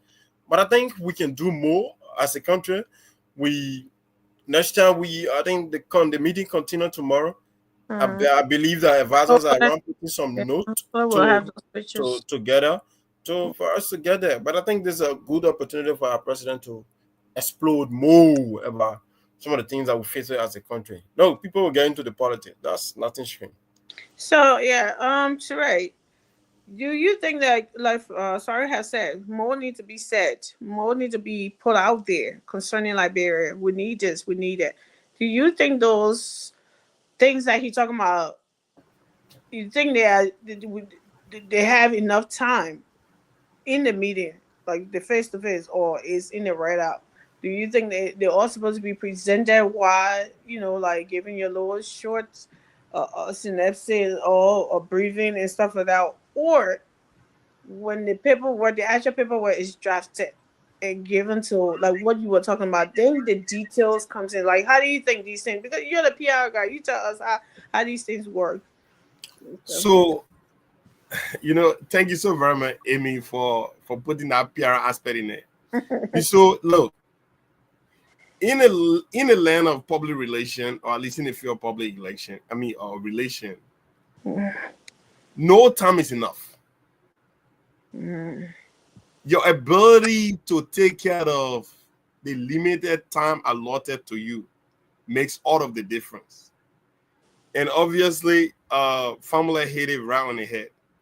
There is something called the elevator pitch, right? When you put someone in a room, that elevator door opens and you guys get in there. And this is a CEO or this is a high-earned person. Whatever you can get in an elevator until that door's open. Before that door opens, yeah. That's your shot. You know what I'm saying, right? You don't need, because you don't have the luxury of having 2 hours with President Donald Trump. Nobody does, except if you are maybe if you are Israel. But no other country have that luxury of having that amount of time with Donald. And Omer Boakai did, in fact, he took advantage of that situation. He was laser focused. He pitched his pitch to the best of his ability, and he hit a home run with it. Now, this is why I'm saying this is a very, very good PR for Liberia. What is happening now? The highlight of this engagement, they are not talking about Senegal, they are not talking about Guinea-Bissau, they are not talking about Mauritania, they are not talking about anything. Or every major international media, every newspaper or carries what President Donald Trump said about eloquence. All right? The BBC, Al Jazeera, Amy, what you sent me today? That was from Al Jazeera, BBC, MSNBC, Japan, China, everywhere is Liberia right now. So if you are Liberian, you should be proud that your country names will be on every major newspaper tomorrow morning. That in itself is a positive PR, because you know what? Countries don't get these things that often. All right? Because it was a U.S. president in the White House saying this about Liberia. People that didn't know about Liberia now, they'll wake up tomorrow morning they know. Liberia. And when people Google a country, they see everything. They want to visit the country. They want to put Liberia on their next or area to visit. So there's so much to gain from this and anything. So from a public relation perspective, PR, this is a gigantic win for Liberia. Absolutely win for Liberia. Thank you, Ture. From like Ture already said, right? Look, Amy, don't steal my show right now. Let me just give you a quick update. 1 second. All right, quickly. As you said, I don't want to lose my thought. That's why. CNN and even Fox News, what he was saying about Liberia, and people are actually giving a historical, context, the connection to America. Why they're bashing President Trump for what he says. So yeah, just to add that, I just wanted to add something to what Ture said, but you can go ahead. Look, you will not even believe that this has triggered so much more that the search engines, all of the search engines now, all around the world, people are literally searching Liberia. If you tag or you use the hashtag Liberia now on any content, for content creator out there now, yeah, TikTok was talk you about it. use that hashtag Liberia now, you're going to get a lot of engagement, because everybody now, people, do you know there are people in the United States who doesn't know anything about Liberia? President Trump is not the only person. you have to tell people, like where I work in the hospital, I'll tell people that I'm from Liberia, and they say Liberia, I'll say yes, West Africa. The most common one that they know, as soon as you say Liberia, say Nigeria, you have to say no, I mean Liberia. People are more familiar with Nigeria than Liberia. You see what I'm saying? So you have to say West Africa, we share with Nigeria, Ghana, and you have to name other countries around that they're familiar with. But for after President Trump, and sometimes they say somebody mistake is somebody elevation. You see it? And sometimes that mistake one team had to make for the other team to score on them. So it is a score for Liberia, and the search engine is boosting. People searching Liberia like crazy. People want to know why President Trump, being the president of the United States, doesn't know that Liberia speaks English. And people going back to search whether it is true that Liberians actually speak English. So they are going now to, they are now visiting all of their search engine and reading on Liberia. And this is a good thing. You can tell it in other way, you can spin it in any way, but what we know that President Boubacar today make a huge mark, and today, and be as it may, Liberia name is gradually being hosted among community of nations. This is what we want. We don't want for our president to be invited to to a serious summit like that and be put on to watch TV. Just I want you to respond to something that one of our panelists, but he's less busy in the chat. In the chat said something. After he said, "What is the trickle down effect of eloquency?" Look. These are some of the things I don't even like to respond to. I read that ever since, but if you say what's the trickle down effect of the eloquency, I don't even know what. I just told you that just because of President Trump recognizing the eloquence of our president, he has made people to search Liberia and know more about your country. And you say, what the trickle down effect? Is that not an effect for people to know more about your country? That's an effect, but that's a lazy question to even ask. What's the trickle down effect? The president made a statement to the president, the number one president of the whole world. If you don't recognize that, then I don't know what you're doing around here. The man sat on the table and told the president directly in his face that Liberia being a long-term partner of the United States. We even celebrated your Independence Day at the U.S. Embassy in Liberia, and we want you, the United States, being as our partner, to help us to strengthen security and security in our region, to help us in other bilateral relations, trade and other things. You listen to that and say, what a trickle down effect. If the president is telling the president of the first world, the United States of America, that we want to be a partner, we want you to consider us as a partner to help us, set up our mineral stuff, give us your expertise, give us your technology, so that we can have your company, American company, coming to engage with us and have a bilateral trade to explore our resources. Is this not going to lead to a trickle down effect? Like the 1.8 that they already in the pipeline that they're going to go through the formality and complete, is that not going to be a trickle down effect? What are you talking about? Thank you, Famila. So, sorry, coming on. Yeah, I mean the issue about people talking about the trickle down effect of being eloquent. I mean, I want to be jovial a little bit. The trickle down effect is when you have a president who speaks and people understand, another president have to interpret what he said. That is the trickle down effect of being a leader. Go direct. There's a direct translation, right? I want to. Everybody has different perspective about the thing. When Trump said, "You very eloquent. Which country you from, man? Where did you learn your English from?" I think he was actually thinking about George Weah in another way. Because Mr. Weah, you cannot pretend or you cannot say Chon has not read about Liberia. As a Chin Chong man who knows that you have one we are playing for his country. So I think Trump did that intentionally. You might have a point. And then sorry. Trump did that intentionally. There are many reasons Trump want to be in the media. And Trump is one person who really want to be engaged.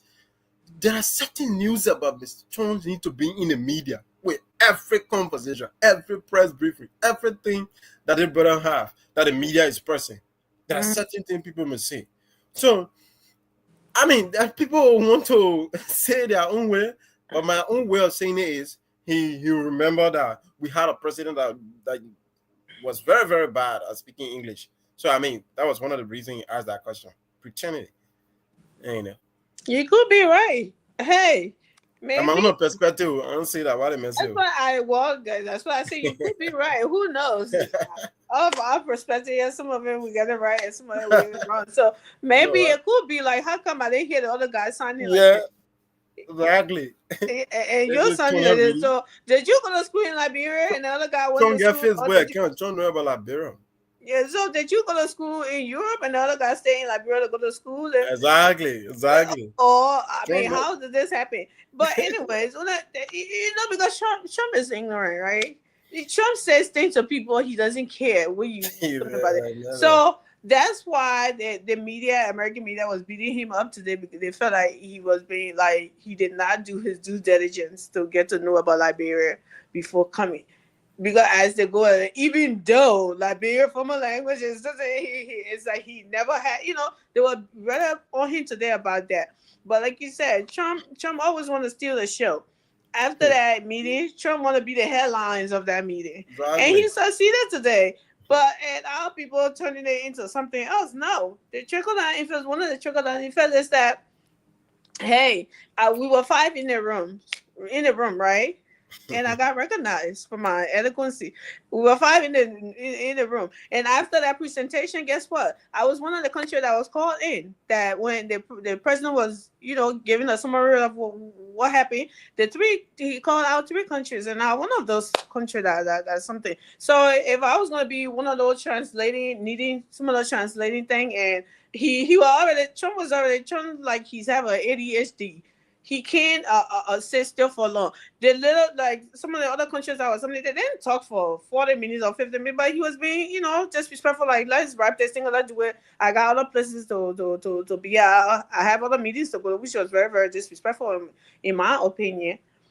But after that, when that went so, right to the point, sweet, short, that got his attention. Something went away, so we get another shot. Yeah, from like me.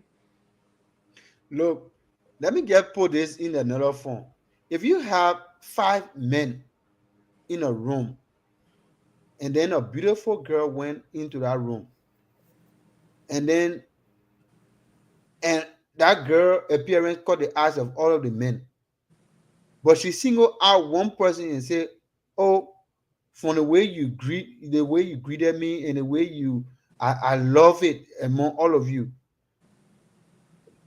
Is that not a trickle down effect for that man? Is that man not going to get something? Is he not going to stand out among his friends? So, for instance, now let me push straight back to my friend Alfred. So when Alfred and come in a room and Alfred can join a particular group, the way we 3 years now. 3 men here now, we put Alfred in a group here.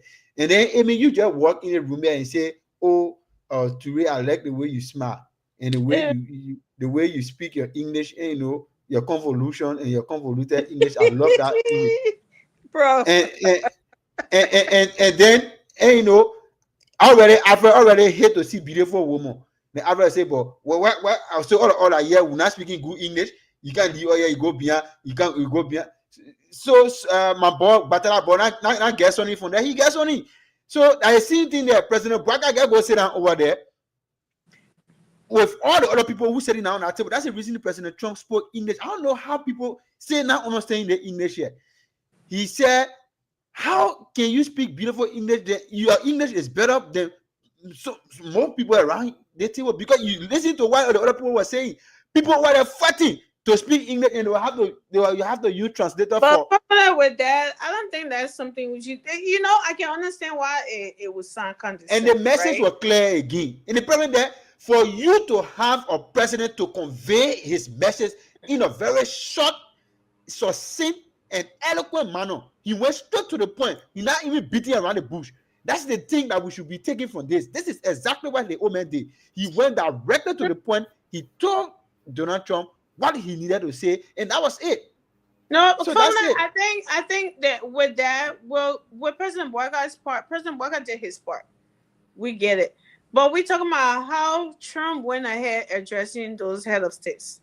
That's what we're talking about. It being They should take that. condescending and being They should take disrespectful. that. You know, those people now should take that and go back and reevaluate that particular statement and know that that presentation was poor. That's exactly how Trump told it. No, it wasn't so much a poor. That English, that language is not. I mean, that's something. It's not English. That I don't know, first language or whatever. It's not English. So you have to, when you invite people, you should know these things already.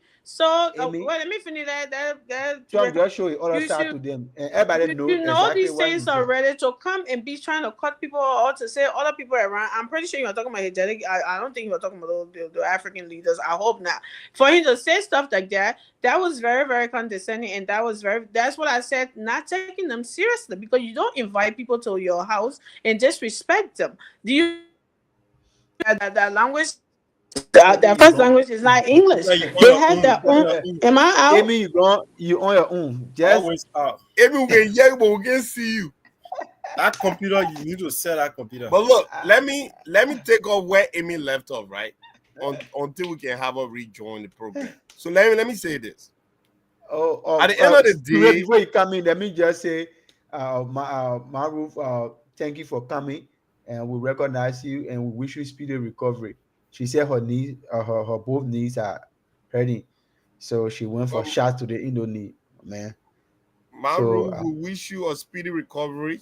You are one of our consistent. I mean, even though the doctor told you to rest, but yet and still you say I will still come and check on the show. We really appreciate that. Thank you so much. We wish you well. We wish you speedy recovery. Yeah, you can go ahead. So basically, let's say this. Donald Trump should have known well, and I'm pretty sure some of the problem that Donald Trump, including even his first go around 2017-18, some of the criticism that people have with Donald Trump, President Trump, even his administration, was the fact that he's very lazy. He don't like to follow the script. But I don't want you to follow the script. That's the reason why he always making mistakes. He always coming with some of these negative sensationalized statements. So basically, among the 5 head of states that were invited, only President Joseph Numa Boakai come from an English-speaking country. All right? Mauritania is not an English-speaking country. not Burkina Faso, or Guinea-Bissau is not an English-speaking country. Senegal is not an English-speaking country. And I'm missing one country. So none of these countries are English-speaking countries except Liberia. So he was not speaking to the folks that were sitting Gabon, rather, right? Gabon is not an English-speaking country either. So all these countries, they don't speak English. That's the reason why they have. If you look at them, they all have phone except Omer Boakai, right? Because obviously that's there for translation purposes. So when Omer Boakai did not have that headphone, so that in itself is on President Trump. So he was not taking a jab at these people. Even if you are taking a jab at these people, I will not take it as disrespect. Because number one, I will look at it as someone being ignorant. That is not a part of the President of the United States. He just being flat out ignorant. Now knowing that the people don't speak English. English is not their first language. And I'm pretty sure I've seen a lot of time foreign leaders come to the White House, like even President Macron. Macron do speak English, but every time he visited the White House, guess what? He speaks French. And it's because he's on a state visit. You know what I'm saying, right? Some of the leaders do speak English, but they are representing a state. They have to speak, their national languages. So I don't take anything out of that. And those that are running with this, trying to politicize this whole thing, that this was a dig taking at Omer Boakai or African leaders, they are not getting the full context of it. No, Donald Trump was just being the kind of person he is. And I'm glad he did not call them that they come from a shithole country. That obviously we know he said that, on his first radio. But at the end of the day, man, Liberians, my people, let me talk to you. Because we let them politicize everything. We let them politicize, there's a meeting that anybody could go to. No, you are absolutely, that is not true. This was a strategic meeting. These were countries that were vetted. These were countries that America really see them to be a strategic partners. All right.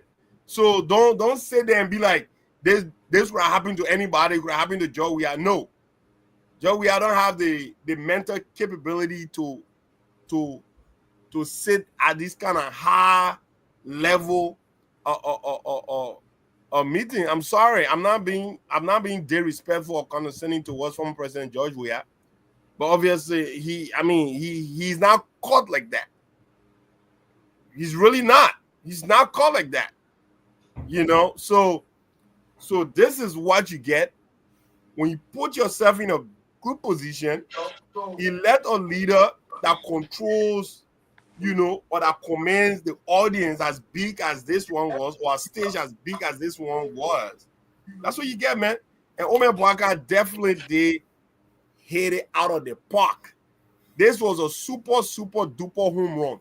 He hit out of the park, and now Liberia will have to reap that benefits. I'm telling you, look, I like the fact that he gave this worldly attention to Liberia.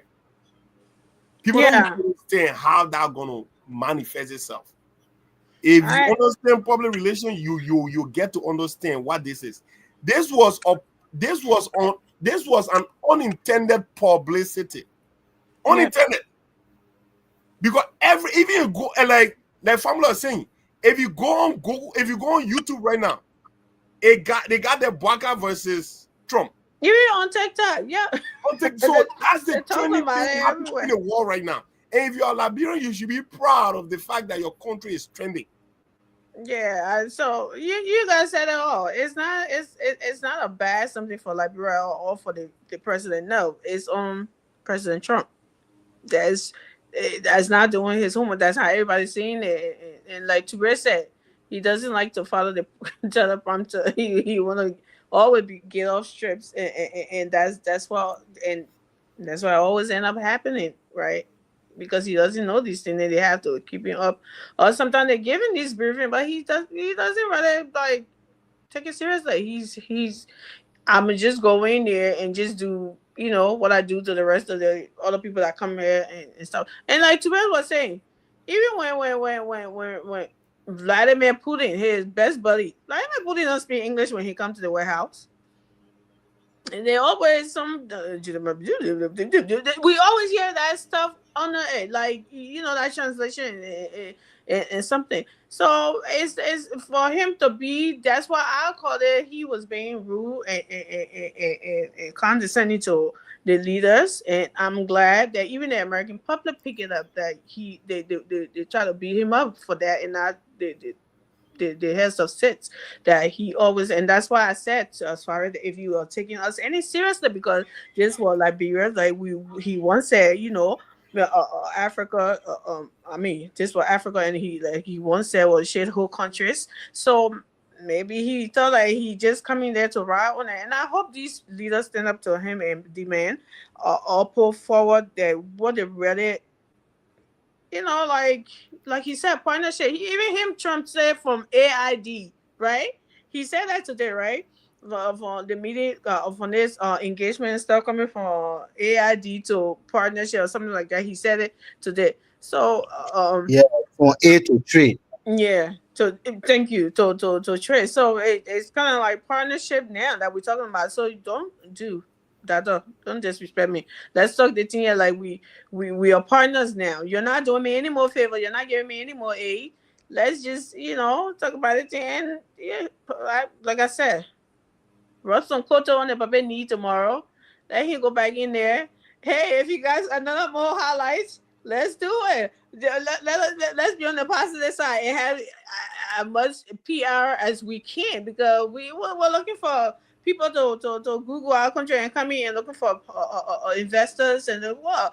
And I see news channels, right? Talking about this, they're giving the historical connection there, right? And some people did not know that about Liberia, and as they're doing it, the connection is something really. And most of the people are going to Ghana and other places too. So when you hear this, maybe you might want to think about, oh, I gotta check this out and go and see what's going on in this country, and that's a good thing. But it was a bad thing for Trump. That's all we're saying. Oh, sorry. I wanted to say, do you have? So, guys, should we put the numbers up and see if people want to call in and chime in on this conversation? And or you guys still have something to say about it and stuff? Well, I first, mean, we can give our party now because it's already after 11, so we're pushing on you know, 12. well, And let's just get an audience sure in case anybody want to call in and give their input on it. I know we always come on your lady, my late, roof so just came back from the yeah. hospital. She went to take a shot on her two knees. She said they're Oh, my hurting. roof.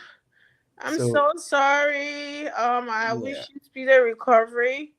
And she's here still watching us. My yeah. I mean, superstar. We gotta get a some kind of medal. Or something. My roof is a trooper. She is, man. Oh my god. I even announced the number Alfred is calling. Okay. that Africa, man. Trouble. Hello, Alfred. Tell us where you're calling from and give us your point. Oh, what's your name? I know your name, but the audience don't know your name. Come on. Why are you so low? Yeah, hello, Lala. Go ahead.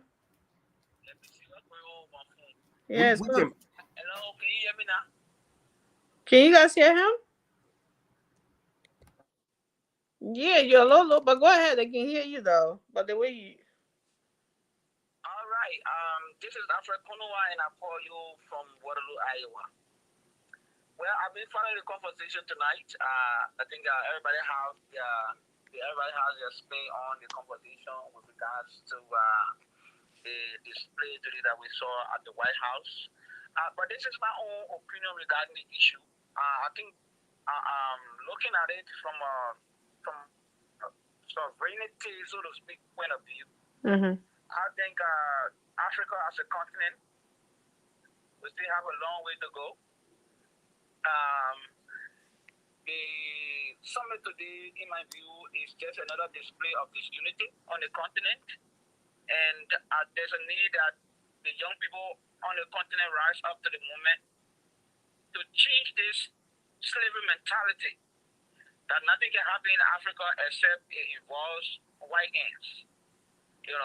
That's my own opinion on it. so what was the disunity that you saw today, Alfred? What do you mean when you said it was like? The unity that I see today, few African heads of states coming to the U.S. and everyone on the table talking about their individual countries with regards to what they want the U.S. to do in their country. Isn't that what they went there for? I think that is a form of disunity. They know when they were one voice. But Alfred, isn't that why they went there to promote their countries and their country's interests? Did they go there to discuss Africa as a whole? So, like I said again, it's a display of disunity. I think they should have had one voice with regards to the bigger picture of the continent. Even if they came over the individual as an individual countries, they should have had one voice, especially so when we are talking about the African free trade area in Africa, where we are talking about the dislodgement of the artificial borders that were created by the so-called colonial powers. So for me, that's my stand on this issue. And I also think that the condescending character of President Trump is unfortunate. It's quite unfortunate that President Trump, being president of the United States, does not know that Liberia is an English-speaking country, and that he will try to present our president presentation as if to say you have to come to Europe or America to go to school before you can speak good English. I think that was quite unfortunate. And President Trump is a transnational leader. I understand that, but we have more to do as African people. We have more to do. And again, that display was quite unfortunate. They were disunited. Everybody talking about what they can get for their own countries rather than talking about the continent as a whole, as a group. When you speak as a group, people listen.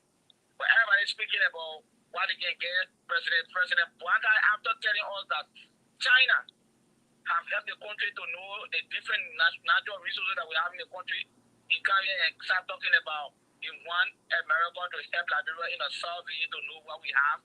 When Chinese government, the Chinese people have already made that possible for us. So those are some of the things that I pick up in the president's speech that did not go down well with me, because it's on record.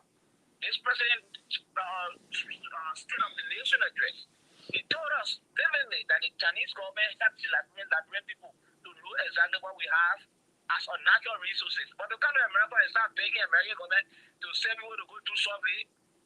I think that was not correct. Thank you, Alfred.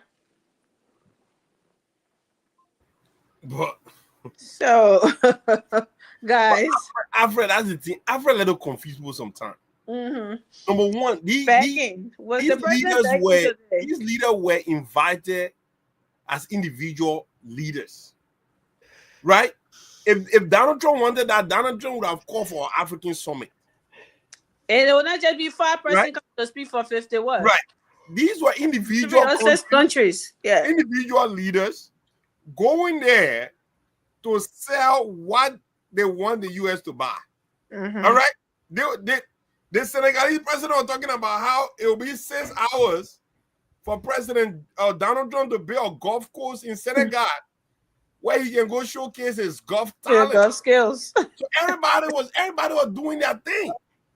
So Alfred, I think you're missing the point. This was not for African leaders to go and speak Unite in uniformity. That's not what this was staged about. This was the U.S. government picked 5 African countries that they believe they have a legit, reason to build a strategic partnership with. All right. So Alfred, my man, you need to call back to clarify, my brother. Yeah. Look, when I listen to Alfred, Sir Maru. when I listen to Alfred,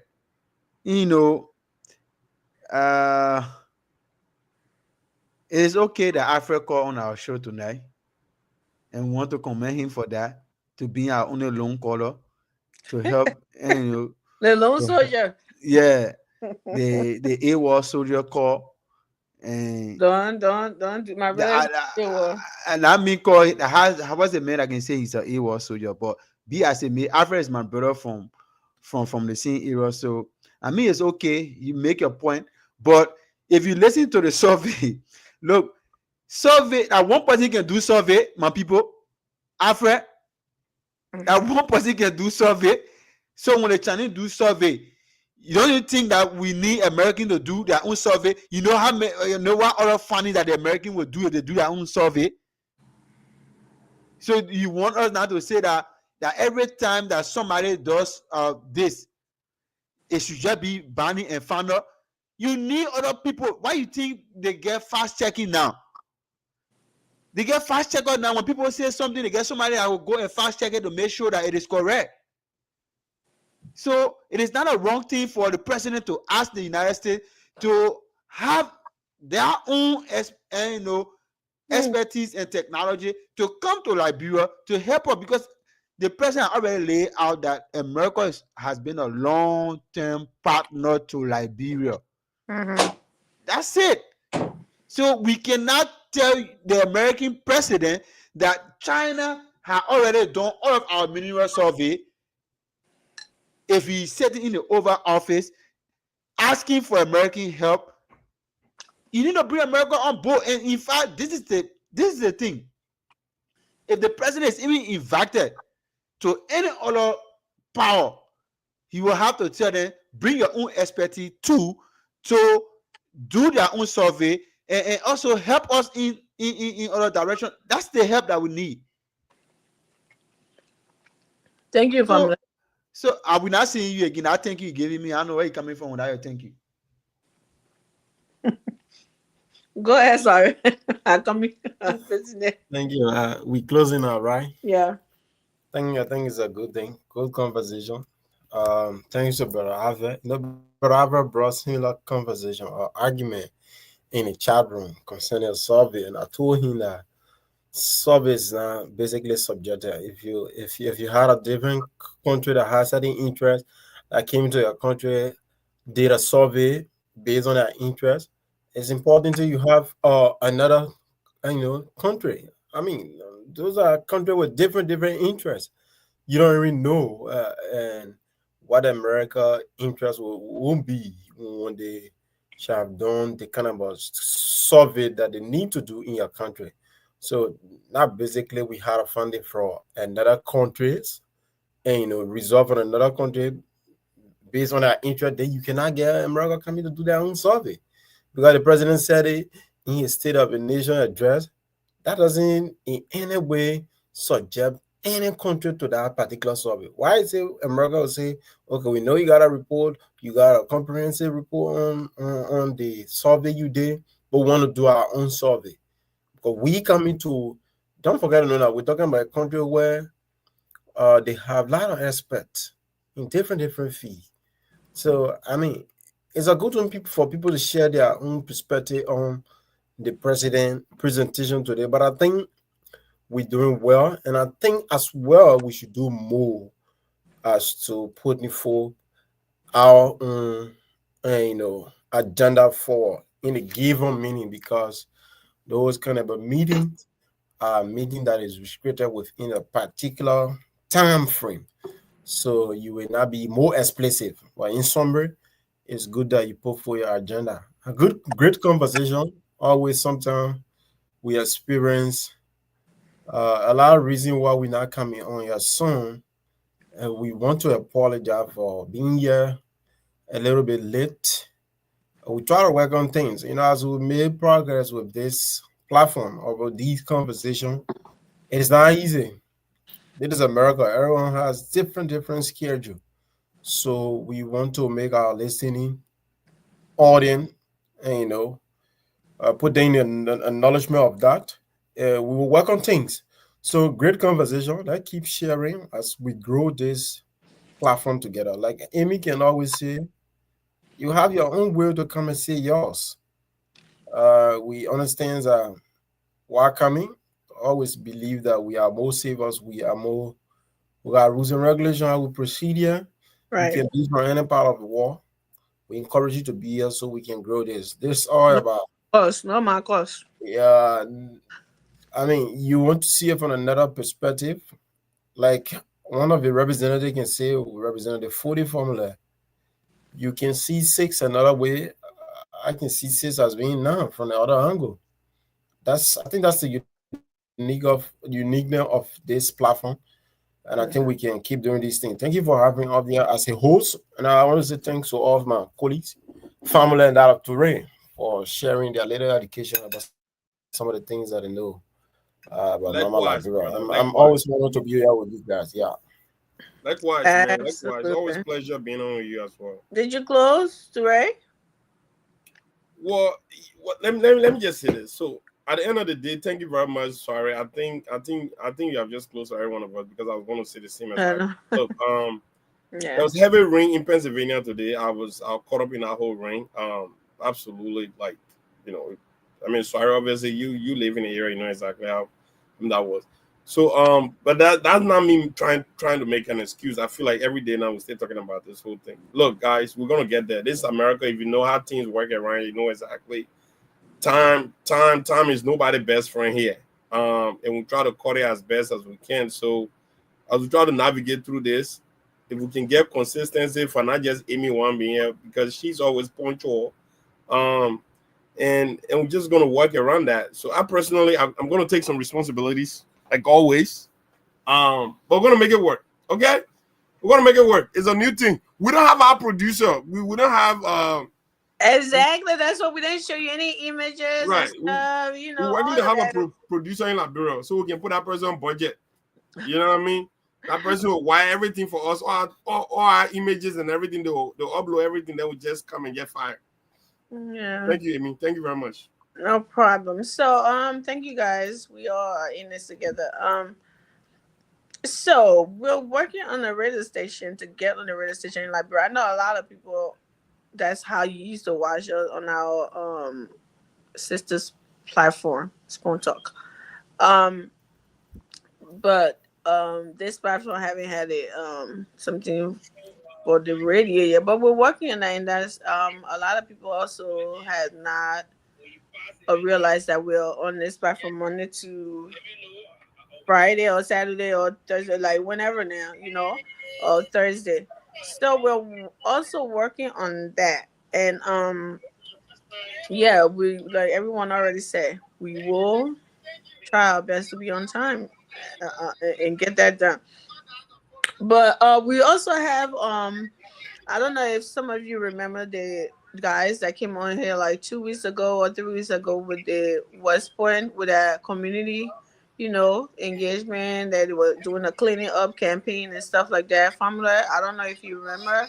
And sorry, what Yeah. they're trying to, and we told them to go and you know to regroup, to organize real good before they came back, and they have done that. They're trying to come back on here, so we got a fun time, and I think sometime maybe the end of this week or next week, guys, they'll be on here. But we have not been bringing guests because we want to start doing that when we have the radio station going on.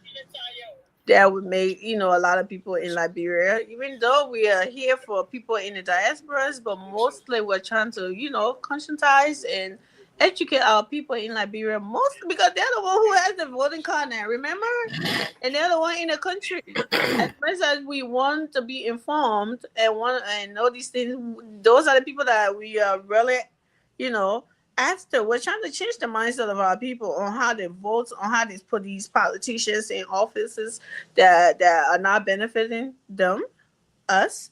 So with them having that voting card, they need to be in on the conversation. And you know, you and I here in the diaspora, we can just go on. We have internet on our phones 24/7. It's open, but they don't have that luxury. So the radio is their way to go. So we're working on that, and we wanted to have that before we start bringing guests.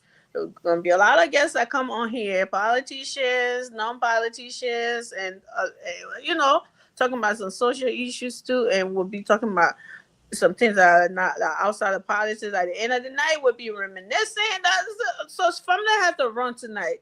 So last night we were reminiscing about what today? What from the was he with us? Oh yeah, from that was yeah.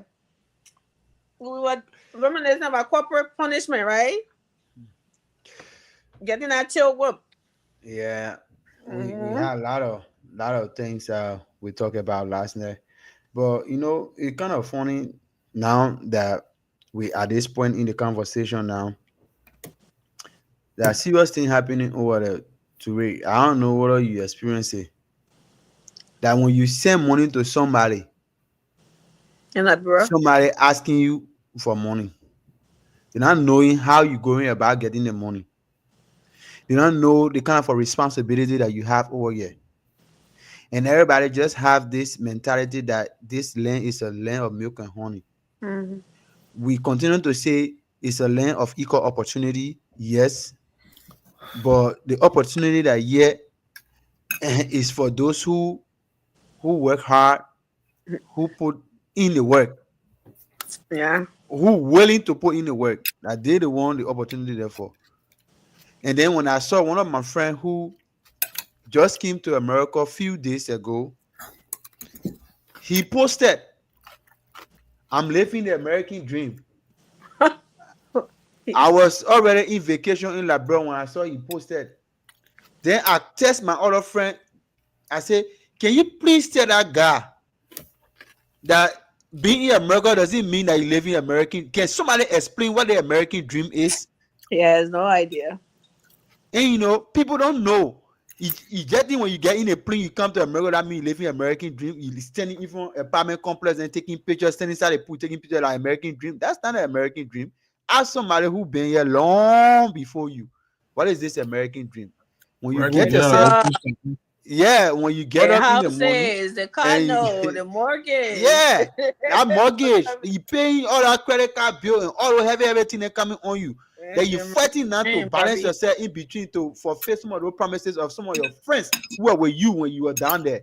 And then they still asking you, "My man, you send a $50. Oh, I get $50, man, send me. Oh, thank you for your $50. Somebody told me that. Thank you for the late thing. Thank you for your $50. Thank you for the late thing. I say, you know what? I tell God thank you. That my response. I tell God thank you. I thank the Almighty God that I can have the chance to deprive myself of my gas in my car and send the money to you so that you can tell me thank you for the $50 you sent me." You see that? I will say, "Oh, I get paid in 2 weeks, but let me, before my car, I got a few more gallons for my car to be on E. Let me be managing it some kind of way and give it to you in the interest that I am on the side." Because the idea that you have that I'm living the better one I'm the better one on the side, because that's how people think. Oh, at least it's sorry for you on that side. At least you'll get dropped on that side. I say, but your friend, I get dropped over there. But some people living better life in Labrador than some of us over here. There are people who living some good life, contentment. They are satisfied. They're going on their own hustle and making it, and they're saying that they're satisfied with it. But yeah, it is good that we on this side we can get the opportunity to work. But there are people here who are not working, who even they carry them to the area, they go to see the work, say, I get to do other work here, big here. So guys, there's a question. This job required for in Liberia. Do you think when we have a job? No, this is a freestyle. The end of the night one going. That new do that. Do you think when we have jobs in Liberia for everyone, knowing our people, how some people are labor, and it's just a human thing, right? It's not just our people. To work on by here. Do we think that every Liberians would be willing to go and put their hours in, knowing, the kind of life they're used to now? The way Liberian work, that lame back work, they to do what as a do, go sit down in that office from 8 to 12, then you sign out and go sit down and go drink liquor and go be beating women here around. As it do. We getting that as a do can. As a do, like, not beating up. As a do key to America. I'm not cutting off or carrying on another. I think we need to do a little bit of analysis, as regards to that debate. Yeah, no, I don't waste my time on that debate because as they did not do well today. I don't want to go on that because as they left the entire argument today, he will get talking about Martin Curry. Yeah, so, but Citizen said the man did well. Oh, but that's it. Where you get? And you get called back saying when you put people in the place, they will say that don't know. So what you expect? Did I say as the door talk about bullering, 2 counties, Nima and Lofa? They say he was your right. own friend Chokon went on your Facebook page to defend Asido for saying that trash. Yeah. So what do you expect? And that's the sad part, right? I have to defend this guy because, but anyway, we're not talking about Asido. We're talking about social media. Yeah. Do you think our people all complain about jobs? Everybody want job, but what kind of job do you think that Liberian people will want to do? Because the primary reason why people, and even some of us over here, the reason why we go to work every day, some even want to do 2, 3, 4, 5 jobs, is because of the responsibility that we have. Absolutely. But Do we have the same situation that we have in Liberia? No. The current business here in Liberia, people want to even live on theft. Yeah, there are people who just don't want to even pay current bill at all. The entitlement syndrome that is running down in the Liberian people blood, in our people blood. Everything they are entitled to it. The government is supposed to do this. The government is supposed to do this. The government is supposed to do this. Is that why? Is that why our poverty rate?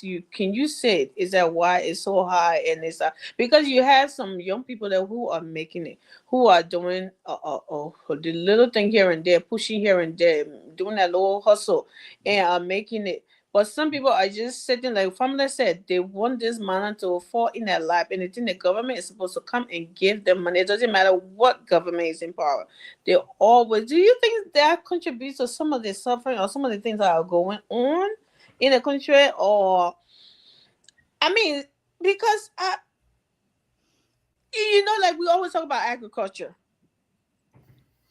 If the government invests in agriculture a lot, there are other countries. You see Burkina Faso, there you see the people working on the farm and stuff like that.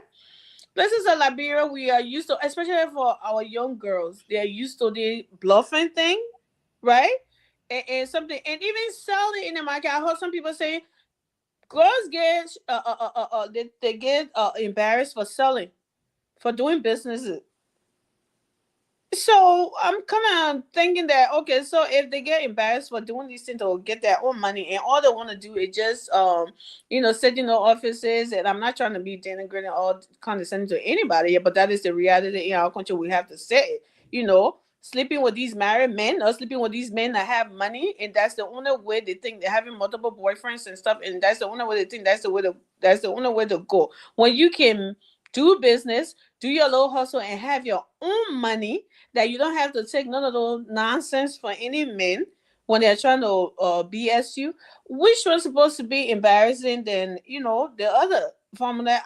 I mean, sometimes I sit here and be like, I don't understand the mindset. Like, should I be embarrassed for making my own money, or I should be embarrassed for sleeping around with men or married men and people husband and people who have money to make it? I How mean, many have you not seen women here parking a car to go work in the warehouses? of Are you not course, seeing women here parking their car to go mufflo? Are you not seeing women here parking they work riding for the the city. buses? In Yes, fact, they're not even they ain't get riding their own car. They're riding the public buses. They driving the coming buses. to Yeah, clean somebody's house and get paid. Are you not seeing? Is it not happening? cleaning and all. Yeah. Look, I have people. My dad had his farm, and he go do who won't work. You work, they pay you. All the young people run away, yeah, they won't work. But guess what? Those other foreigners, I don't know. Yeah, some foreigners, he got some foreigners that came and they were working. When the people go play casao, they'll see young people you're calling they can't work and get paid, who run away from the work, they will kind of uproot the casao in the middle of the night to Still steal. there. You see what I mean? We So need to talk about these things because we these have are to. these Yeah, are the laziness that engulf the young people, and everybody just want to lean back. They lean backward. and And that's not. look, if you say you lazy, you should be strong in something else. How many? There are few young people now who go into the creative industry. That's the reason why too many blogger out there now. Get all many everybody that blogger, everybody get passing around fake news and passing around get at least it's something that you posting something on the internet, getting people busy, and people are cashing out. There are some Liberians out there now that are cashing out of that. We live in the age of technology. Your phone should not only be used to be liking picture and causing somebody in comment section, causing the other person on the other side. Use that your phone and transfer that particular energy you get into making money. People making money now online just by posting video. You can do it. Not because you're in Liberia. People are in Liberia, but they are cashing out for the fact that if you get a Facebook page, if you doing something good on your page and not just doing all kind of thing, somebody in the United States, you can find somebody that can monetize that page for you, and you can be getting some people making up to $1,000 a month You don't have to go to the government again. If you're making 500, even 200 every month for your creative work. Have you seen that girl who they call the LRBG's girl? That girl who can speak the simple English, but she can bring story that happened in Liberia and around on her page. She get thousands of followers now, hundreds of thousands of followers now. She's cashing out. So there are other people there that are making money just on their phone. But you see that over there every day, there's supposition. Oh, the government's supposed to do this. That's a big reason why you get a bunch of guys there. Young people go waste their time at the Atai shop, at intellectual forum. They say they are intellectuals because they don't want to do anything. Right. Sorry, you got any info on that? I know that it's something that we do at the end of the night now. But... all of you. Okay. Come in. All that working, you sending all your money back. What is the environment created back in Liberia? I know sometimes we want to discuss how people has been lazy from our little, maybe own personal experience, but you agree with me that the unemployment rate in Liberia is on the increase. And that is not only this era, that has been something that's been happening. Until we provide our environment for Liberian to work efficiently, not practically in government, but we always talk about private sector investment and business thing that we should encourage, maybe not government, but people who have the means to go back and invest. Until we have that on the average and see that Liberian are not working, then we can have this argument that Liberian does not encourage being, doing hard work. I disagree with that. There are a lot of Liberian. Only you want to agree there are a certain group of people who don't want to do hard work. They feel that they were born with silver spoon. I agree with you. They got sorts of people, and now maybe you can't restrict that. Only that to, Liberia is all around the play, right? But we don't have. We say some. We will not say all. We say some. Yeah, we say. That's what I'm saying. Some too as well. I didn't say you said all. So until we have an environment where Liberian can work, and listen to my brother talking about giving some example about people parking car here, going to work. You don't have any choice when you're in America to say, I'm in this car or I'm flamboyant on Facebook, I can't go where you're supposed to work. Because you know what? At the end of the day, there's a system here that subjects you to working. You have to work, pay bills, even a particular car, you have to pay insurance, other things for it. So that system is not in Liberia, right? So it all boils down to what leaders upon leaders have done for our country. You would know that people are supposed to pay tax for houses, businesses, but you will not see those various laws and other being implemented. And at the end of the day, people who want for a job to just come from the blue star. Because those are business areas when you pay your tax, when you pay doing the necessary thing as citizen, then you give government, then you have the right, or you give government that leverage, that strength to invest in certain sector that it will be booming for you, the particular Liberian. But there are a lot of Liberians, we don't take these common things into consideration. At the end of the day, you want for government to give you. They want everything free. Yeah. You want everything to happen out of the night. And being those roads and various areas having the kind of infrastructure you want to have in your country, you have to do the necessary thing as citizen. Out of 100 businesses in Liberia, only 20, let's say 100%, only 20% or 25%, that you see that paying tax frequency. Some are not even paying it directly, some are paying it indirectly. To bribery, some are doing all of the things, going to water center, getting all of the documents to protect their business in the name of the paying tax. So when all of these things are not happening in our country, then we're facing a lot of issues. Somebody want to say, they say, call investor to come. This is what I always say. They can always say in a common Liberian tool or in a common saying, if somebody helping you to wash your back, you should be helping your front. You should be washing the front part of you. So that encourages the person to be there for you. There's a lot we need to do. We face a lot of things in our country people don't take into consideration. But sorry, common good, right? And let me conclude it. Even for that common good, because I was doing auto parts business, right?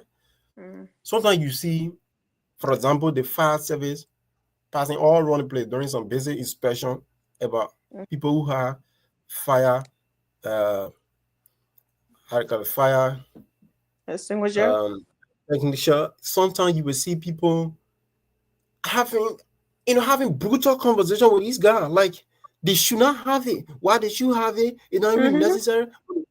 Come on, that's for Entitlement. your own safety. That is how that is how our country has been. People feel that there are certain things they're doing for themselves or they should do for their own good, protecting their life. In an authority, people that has the authority should not be telling them what they should do. And at the end of the day, sometimes I say, but what wrong with you? These guys' job it is to protect you, protect life, all around. Because don't forget to know if your business or your business is got on fire, having the gut on fire, it will affect that business, it will affect the surrounding. Goodness, yeah. Yeah. So there's a lot of the education that we need to have. And I'm sure that we always need to do more as a country. We're going through a lot. And we have to put for the education and enlightenment to our people. Yeah. You want to come in? Yeah, so like you were saying, the government got to do the government. I mean, should the government be the only employer in the country? Like you talk about, say, private sector. Does private sector have to be big company, or do they have to be all big companies, or it can be just ordinary citizens, having like small businesses and going there? Because a lot of us have done that, and trust me, the return has not been something. It's been you hire somebody in it, and what they're doing is stealing from you. You're giving a job, right? That's a private sector. If you ask me, small businesses. That, but everybody wants to go into a government job before, I don't know, before they take it seriously or whatever. But you have like I was talking about Cindy having a farm here, so there. Cindy hired certain people from the area, from Grangy, that they didn't want to go to work. They were getting paid. Cindy had to take somebody else from another county, other people. So does it have to be special job or special people before they know that it's job and that it's supposed to change their lives? Because if a big company come in, they're not paying you more than if somebody paying you $150 a month, and they are small businesses. They are doing farms and stuff. Would you want that to be Firestone before you know that's a job? Would you want it to be a salami type before you know that's a job? Oh, that's private sector, or that's something that's you're supposed to take seriously and be honest with to put food on your family table. These are the things we are talking about.